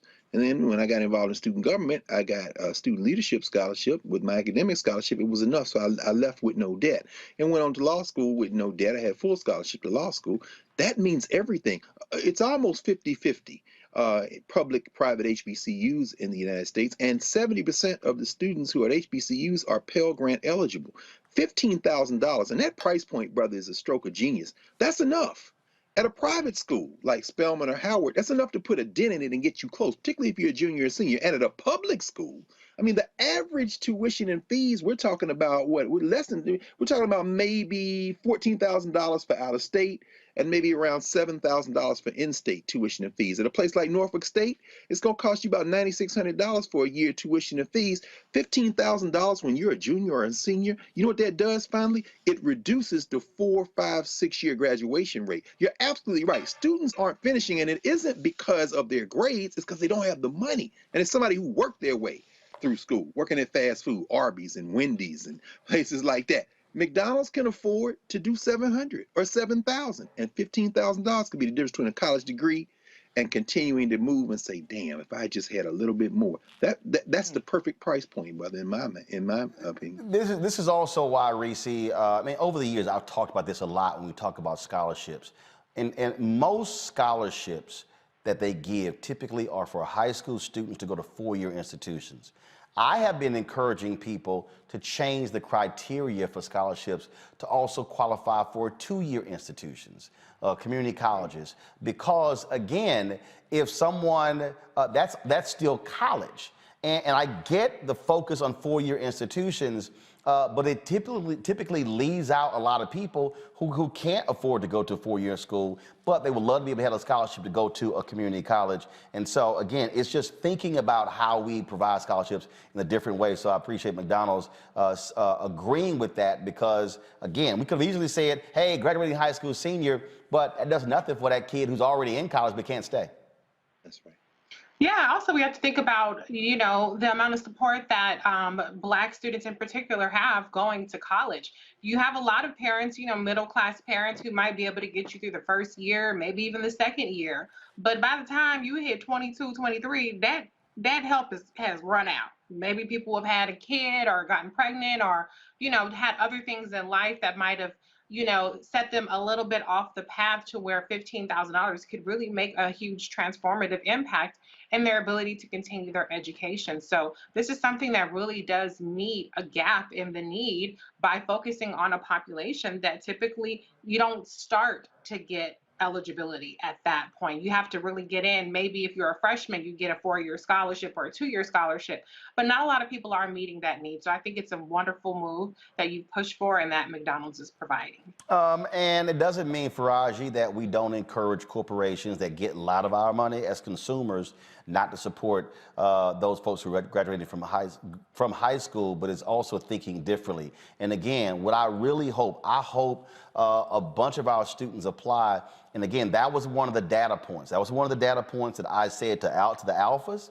I said, look, brothers, I know y'all may want this to only go to alphas. I said, but no, we need to have the data. If all of a sudden we have 700 students who apply for these 7 scholarships, now we're able to understand terms moving forward. Now, all of a sudden, it may not just be, okay, sure, can McDonald's fund all 700? Sure. But what if we also now have that data to be able to say, all right, let's go to 9 other corporations and say, all right, each one of you do 10 each, or each one of you do 50 each, to be able to provide these sort of resources. I'm telling people all the time, if you don't have the data, all you're doing is just guessing. No, you're absolutely right, Brother Roland. And I think that's the data, and that's what Dr. Carr and Reese are talking about. I mean, we all know it. I'm a product of community college. You know, when I decided, it took me 5 years after I left high school to decide to go back to school. And then my first step was toward Baltimore City Community College. Then from there, I went to a 4-year university to complete that part of my education. But it's necessary. You know, I'm always telling students, you know, make sure that you don't, you know, you exhaust every option. Community college is not something you should be ashamed of. Going to an HBCU is not something you should be ashamed of. But more importantly, look, these companies that you're working with, and I'm glad McDonald's is on board with this initiative, they should be on board, like a lot of other companies, because why? You're cultivating your next generation of innovators and thinkers. You know, every time you work at McDonald's, you know, I always tell people this, you might say, oh, working at McDonald's is so terrible. But McDonald's has a very rigid management program. They have a very rigid franchise ownership program. I mean, all of those things. And so when we're talking about investing, these companies should invest in Black students. They should invest into the future of Black students each and every day. And look, what we hope is that once we get this first batch of students involved in this, getting those scholarships, let's just work. We'll come right back to it and get another batch of students. This thing has to keep going. But it's a real blessing because why? You're behind it.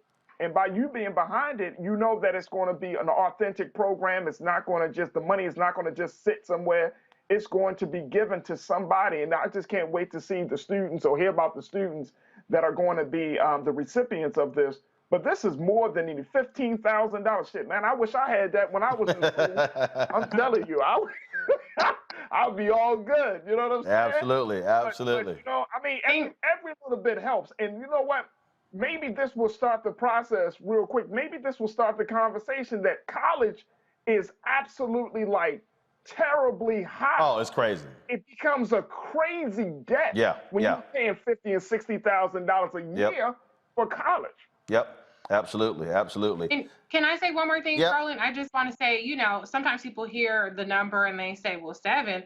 I don't have a chance of getting that. Apply anyway, because as Roland is saying, your applying might open the door for the next round of people. And so it's important that regardless of whatever calculation you're doing in your mind about your GPA or whatever the materials are that is going to be the rubric for deciding who gets it, still apply, because it's important to open up the doors for more than just yourself. And you might get it. Yep, absolutely. Might get it. Absolutely. So, as they say, the easiest way not to get any of the money is if you don't apply. Just like we say, hell, if you don't vote, guess what? You got no say-so in democracy. All right, I'm going to go to a break. We're going to play for you all our promo of our Glenn Turman interview. We're going to live stream the interview after we finish today's show. We debuted it last night, Rolling with Roland. Y'all, let me tell y'all something. It is an unbelievable interview with Glenn Turman. Look, he has been acting for more than 50 years. He is a legend. He is an icon. The stories are amazing. And one of the reasons that we're doing these one-on-one interviews with folks like Glenn Turman, and it's because, you know what? We don't want to just hear about them when we're doing an in memoriam. We want to hear from them while they're here, telling their story, listening to them in their own words. And so we kicked this thing off with Johnny Gill. Of course, we talked. The second one was Richard Lawson. We have Glenn Turman. Man, the interview's coming up next. Bill Duke, Jack A., Jeffrey Osborne, Michael Collier, Mario Van Peebles, Sally Richardson Whitfield, Dondre Whitfield, Maddie Rich. Man, we've got some unbelievable interviews that we have done. And trust me, Glenn Turman said some amazing stuff, and so we're going to show you the promo. We're going to stream it after that, and we come back from this break. It's 2 minutes. I'm going to show you the book cover. You're the first ones to see it. I have not put it on social media. I have not placed it anywhere. You're going to get the first look of this book cover, and I'll tell you exactly what the book is. The half the title is called White Fear, but you're going to see that next on Roland Martin Unfiltered. Aretha and I met as a result of a friend of mine named Ben Vereen. She was standing in the mirror in front of, you know, the lights go around the star mirrors, and dressed in white and getting ready to perform, and she was standing up and she saw my reflection in the mirror, and she gave a little, you know, and I gave a little, They mutual admiration. Oh, yeah, for sure, for sure. She expressed at that time that she wanted to, she had moved to California and she wanted to take lessons in acting. She wanted to do some acting. And I was, like I said, I teach. Right. You know, I've been teaching for 12 years, you know. And so I said, well, I teach acting. And if you want, come down to my classes. One evening, class was very disruptive. They were all at the window. You know, get back here, you know, come on, we got a class, what are you doing? A limousine just pulled up. You know, a lady got out in a fur coat.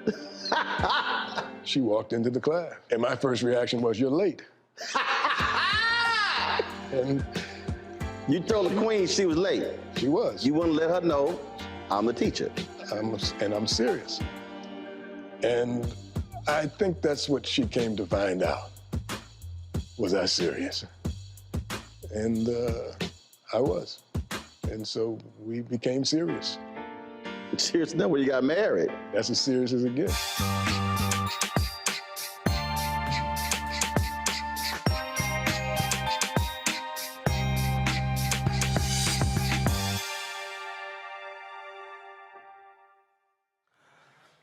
All right, here we go, folks. Time for the big reveal. Y'all have heard me talk a lot over the years about white fear, what we are seeing in America right now. And it's not all white Americans. But what we have to understand that what is happening in America right now, this shifting of the demographics and this shifting of really this notion of what America is. Greg Hart talks about it all the time in terms of this settler, what's the phrase you use, Greg? Settler colony? Yeah, settler colony turned to a settler state. That's right. And folks don't quite understand, don't really sort of look at that. The reality is that America has been defined through a white prism.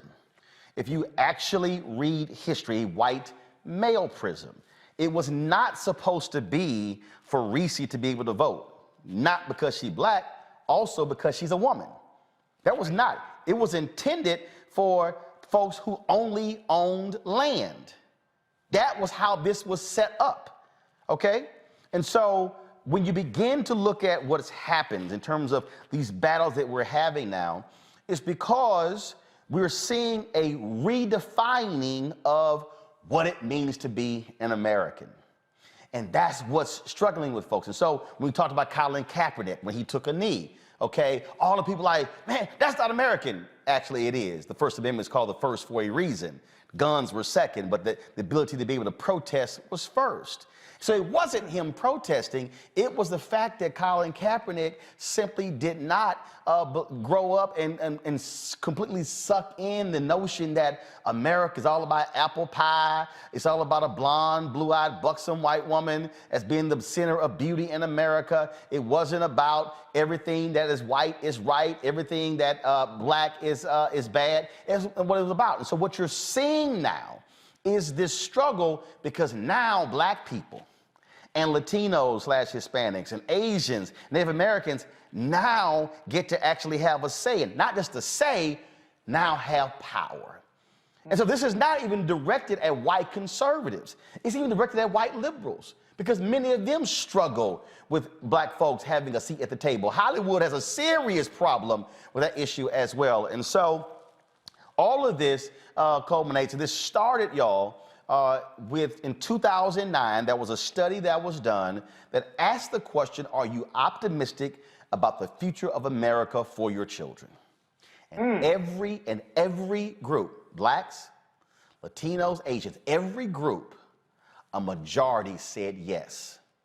Only one group, less than a majority, said no, white Americans.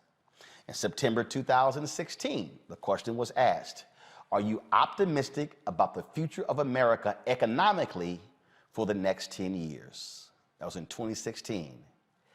Every group, blacks, Hispanics, Asians, majority says absolutely. Even though black people, lowest wealth in the country, had the highest optimism. Wow. Latinos, second lowest wealth, highest optimism. White Americans, greatest wealth in America, lowest optimism. So you got to say, hold up, how y'all got more money than everybody else, but you got less optimism than everybody else? Because they will have to share. Their children will now have to compete. You can't, everything is just not, I'm born, I'm white, I get the job. No, you got to present some credentials now, because you know what? The person who's deciding may not look like your daddy. That is the basis of the book that I have been speaking on, that has been cultivating here for the last 13 years. And this, you get to see for the first time, is the cover of this book called White Fear. White Fear, how the browning of America is making white folks lose their minds. Now, if you look at the image, there were a lot of images that we chose. We purposely chose an image of the January 6th insurrection. And you see that the guy in the foreground, you see how he has his hands wide open. Yep. The reason I chose that photo because, one, he symbolizes the notion of all of this is ours. Woo! That's why we chose that. And so Leah Lakins is a writer. It's funny, we were on the call and, you know, because Leah normally is done, she's ghostwritten many other books. And I was like, nah, you ain't gotta be no ghostwriter with me. I ain't scared to put your name on a book. And so she and I have been working on this for the past 2.5 years. Ben Bella Books is an independent publisher out of Dallas. That's who we're publishing this book with. And so it is gonna drop September of this year. We're going through the editing process right now. And it's not a book, the book is not just speaking to white Americans. It's speaking to everyone because many of us, Reese, don't fully comprehend and understand. And keep in mind, folks, the other reason why this photo is chosen, remember, Donald Trump specifically targeted Atlanta, Philadelphia, Detroit, and Milwaukee as the basis of his big lie that the election was rigged and stolen, and those are 4 black cities. Reese. Well, first, let me say congratulations. And I think the cover is magnificent. I mean, what a brilliant encapsulation of really what white fear is. And not just white fear, but white lash, the backlash to what is inevitable that they will have to share. They're going to make it more difficult, and they're putting up a valiant fight to prevent that from happening, perhaps even this generation. But the demographics are not going to lie. It's not going to be something they can hold off forever. And so I think it's a really important piece of work. And I think we have to understand what we're up against, because I think a lot of people still feel like you can reason with them, you can appeal to some sort of shared humanity and shared sense of morals and character, and you can't. So the best thing that we can do is arm ourselves with the information. How do we maneuver around it? And I think that we're all mostly trained in that, because you have to do that to survive, and to really understand how we're going to come up with our game plan, how we're going to respond to this in a way that we can harness our power quicker, despite all of the roadblocks that they're going to put up. So congratulations again, Roland. I love it, love it, love it. You know, Faraji, first of all, Reese, I appreciate that, Faraji. We spend a lot of time on this, trying to walk people through this so they understand the dynamics here. And when we've been talking about these policy changes, making sure that they put on those young, white, right-wing conservatives on the Supreme Court. Do understand, Amy Coney Barrett is 49.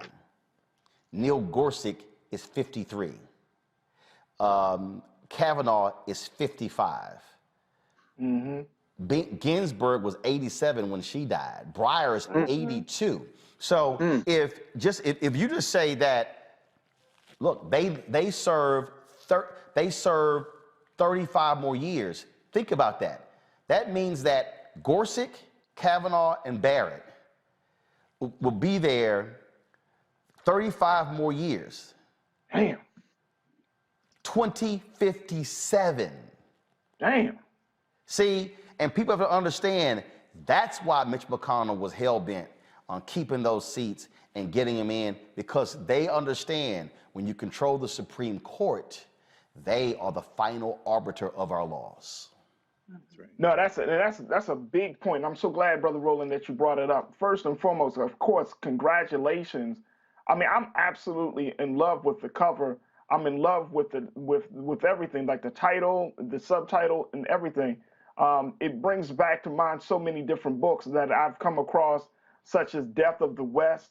When you're talking about even White Fragility by Robin DiAngelo, there's a number of books out there, and I'm so happy that you're putting this out there as a black man to talk about this, because a lot of those books are really to white people.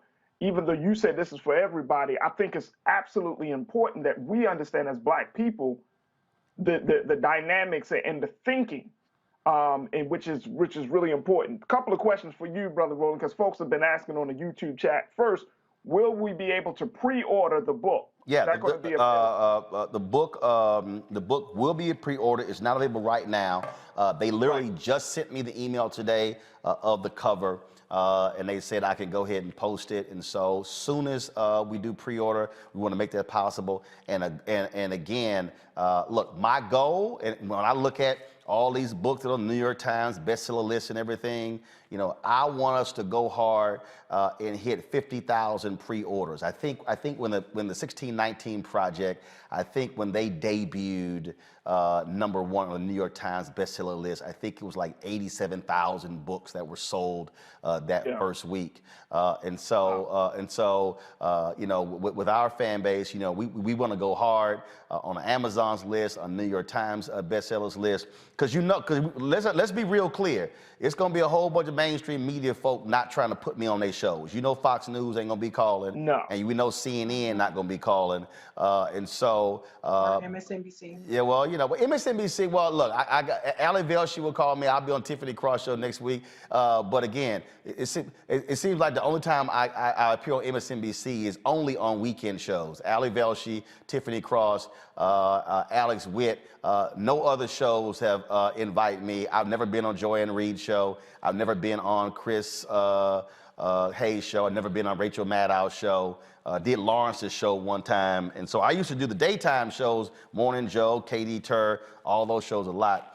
They don't call at all anymore. So I guess I'm only relegated to the weekend. But let me ask you this though, Brother Roland, and this is another question that popped up.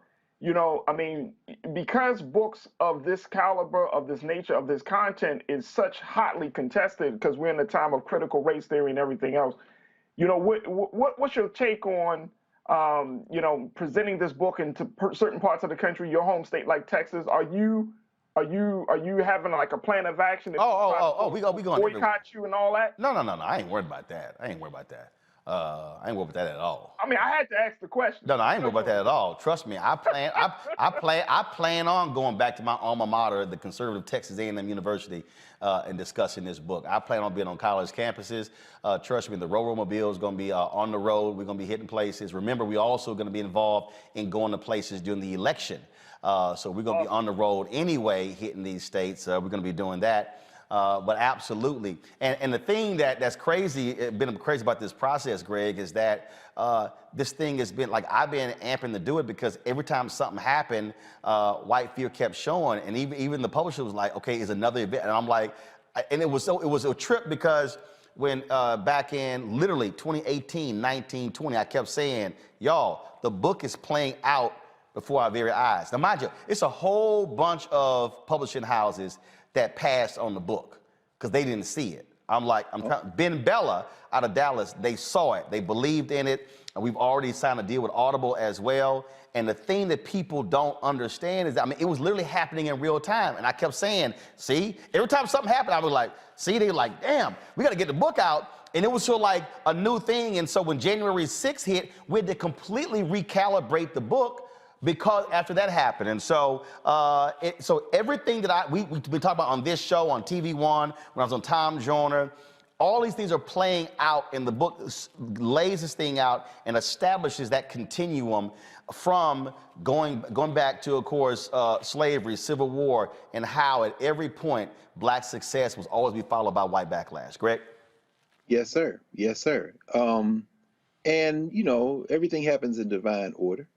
I remember in 2010, was it 2010 when you published the first with Third World Press? Yes, 2010, the first President Barack Obama's road to the White House. Yep. Yeah, and I think something that this book will share with the first is that it is being reported out by somebody who is in deep, immersive conversation, contact with, organizing with the people.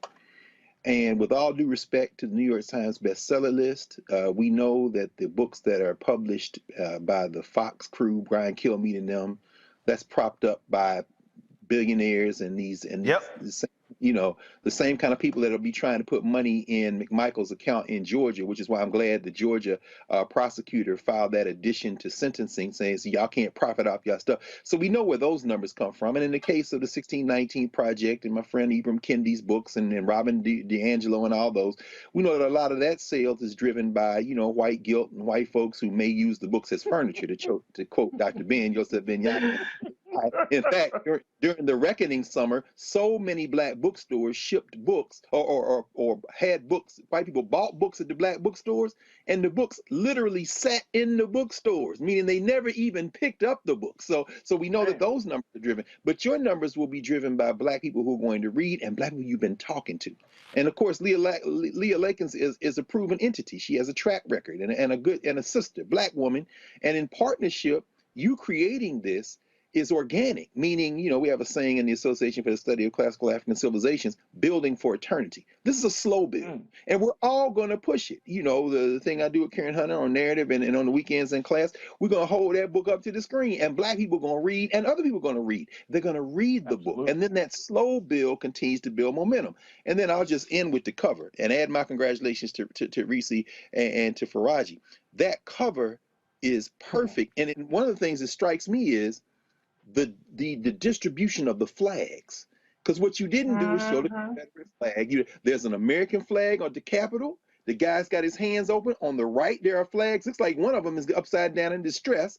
On the left, there are flags, and dead center is one with the 13 colonies. Meaning what? Come on. They think they're having a revolution. They are taking their country back. And guess what? There are plenty of people in that building they're looking at who are in absolute agreement with them because it's the same damn flag. That is a brilliant cover, brother. So we're looking forward to Roll Out White Fear. These numbers are gonna escalate and explode because they are real numbers, not inflated, invented numbers. And we certainly gonna break that thing down as well. And so again, I will let y'all know when it's time to pre-order the book, but I wanted y'all to see first that cover. I haven't put it on social media. I'll do it after the show. I'll go ahead and post it. But I wanted the Roland Martin Unfiltered Black Star Network family to see it first. And again, when I say how this thing is just continuing, it is continuing. I didn't read this story earlier, but the black DA in Atlanta, she wants a special grand jury to investigate former President Donald Trump's alleged election interference. According to the letter sent to the Chief Judge of Fulton County Superior Court, DA Fannie Willis says her office has information of possible criminal disruption in the state's 2020 election. She wants a grand jury to examine the evidence and compel witnesses to testify. Several witnesses have refused to cooperate without a subpoena. She opened her investigation about a year ago after a recording revealed Donald Trump demanded Georgia Secretary of State find enough votes to flip the state in his favor. And so I'm telling y'all, the thing is happening right before our very eyes. Okay, last before we go, I'll be remiss if we did not extend our condolences to Greg and his brother, Reverend Jeff, and the whole family on the passing of his 93-year-old mother, Catherine Hayes Carr. Of course, you know, they wouldn't be who they are without Mama Carr doing what she did, and she passed away. And so we wanted to certainly, this is the family photo that Jeff posted, the photo there with her and the whole crew. And so we wanted to definitely just extend our thoughts and prayers to you, Greg, and the family. Appreciate you, Baba. Yeah, you know, 93 is a good run, and you're absolutely right. No her, no us. And she's with her husband now, back with her mother and father. She continues to rise. This little date we have that we mistake for all of life is just a little pass through from eternity to eternity. And so there'll be some tears, there'll be some sorrow, but that's pretty much residue, because every time I feel like I want to tear up, I see her and I hear her saying, come on now, I raised you better than that. I ain't going nowhere. In fact, she louder in my ear now than she was when she was transitioning. So it's a celebration, brother, and I just want to thank you for being who you are, and Reese and Faraji and everyone, Erica, everybody involved in Black Star and everybody out there. It's just a powerful reminder that we're only here for a second. And if we believe what we say we believe, then we know that two people came together and created every one of us. So when you hear my voice, you really hear my mother's voice. When you hear Roland's voice, you're really hearing his mother and father's voice. When you hear Reese, when you hear Faraji, you're hearing two other people. And now Reese got a little girl, Faraji got his children, me and Roland got our nieces and nephews, and you see a bunch of them there. That's how it continues. But all of our people, except that little handful of us in this little reality right here, all our people are in eternity. So we can call on them anytime now. So thank you, brother. I love you, man. Thank you so much for raising her name. We certainly appreciate Hey, Dr. Carr, can I ask you a quick question? Did your mother see you on the show? Man, you know what's so funny you asked, Faraji? My sister Gussie and brother-in-law Randy, who took point, she was in Houston, as you know, these last couple of years. She's in Nashville. And that picture was taken Thanksgiving. We were all at home in Nashville. My sister would play us for her. So she was on Thursday. So one of the last things she heard on this side before she took it back over was these conversations. So for just know that my mom was listening to y'all every week. So I appreciate that, man. Well, I tell you, it's a whole bunch of black mamas and daddies out there who are doing the same. I get the emails when I'm traveling. I run into them. Mustafa hit me up and he like, hey man, matter of fact, we're gonna leave on this one because y'all gonna crack up when I tell you this here.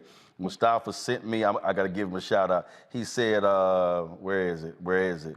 He said, Miss Carrie at the Lowe's in Clinton, Maryland, says hi, and she watches all the time, and this is what happened. He texted me, this is on Sunday. Mustafa said, just got moved to the front of the line at Lowe's because as the lady said, I love that Roland Martin show. So, so just so y'all know, and Rashad Robinson used to tell me, he was like, man, I don't know what it is about the black people at the grocery store. He said, but when I'm in Harlem shopping, I get stopped all the time. Folks like, man, ain't you that boy who on Roland show? And so y'all don't get it twisted. Don't get it twisted. Y'all, all these blue check marks on Twitter, they might be retweeting something that Don Lemon or Joy or Chris Cuomo used to say, Jake Tapper and all them other folks. But trust me, we know what the brothers and sisters are watching, and they make it clear when they walk up to me, y'all, and it's happened multiple times where they put cash in my hand. They say, look, I ain't trying to mail it in. They put cash in my hand. And I know some of y'all been emailing me. We're getting a P.O. box for y'all to be able to start sending your checks and money orders, because y'all keep telling me, look, I don't trust no Cash App, PayPal. I got you. So we'll have the P.O. box soon. That's why I haven't been given the address. And so folk like, I know some of y'all old school with money orders and checks. We appreciate that. And so again, we're gonna have that real soon. So we appreciate it. Again, condolences to the Carr family. And we certainly appreciate it. Reese, Faraji, Greg, thank you so very much. Folks, that's it for us. Sorry about the power outage. It broke the show up. But look, we still here. And again, why do we need your support? Y'all think I'm joking? I sent the emails when we were in that break to the engineers to get a backup source so we don't get knocked off line again like that. Your dollars make it possible for us to be able to do that. Yes, we're working on closing a deal with McDonald's to be a sponsor. You see the Verizon ads, but trust me, your resources, when you send that money to Cash App, when you send that money to PayPal, that's what's paying for producers and equipment, and audio is paying for video, is paying for a new video playback machine, a new computer, new monitors, all that sort of stuff. And so we appreciate it. Cash App is $RM Unfiltered. PayPal is R Martin Unfiltered. Venmo is RM Unfiltered. Zelle is Roland at RolandSMartin.com, Roland at RolandMartinUnfiltered.com. And of course, you please tell everybody, download the Black Star Network app. We've crossed 25,000 downloads. We want to hit 50,000, 100,000, 250,000. And so please do so. We're on all platforms: Apple phone, Android TV, Apple TV, Roku, Amazon Fire, Xbox, and Samsung Smart TV as well. Shout Dr. Glenda Glover, president of Tennessee State University, also international president of Alpha Kappa Alpha Sorority Incorporated. And so I'm rocking this shirt today. Don't forget, HBCU students, the deadline is February 28th. Go to tmcf.org and apply for one of those 7 $15,000 scholarships. McDonald's is partnering with me and Alpha Phi Alpha to provide to keep juniors and seniors in college. We'll remind y'all that every single day. Y'all take care. I will see y'all tomorrow. Ho!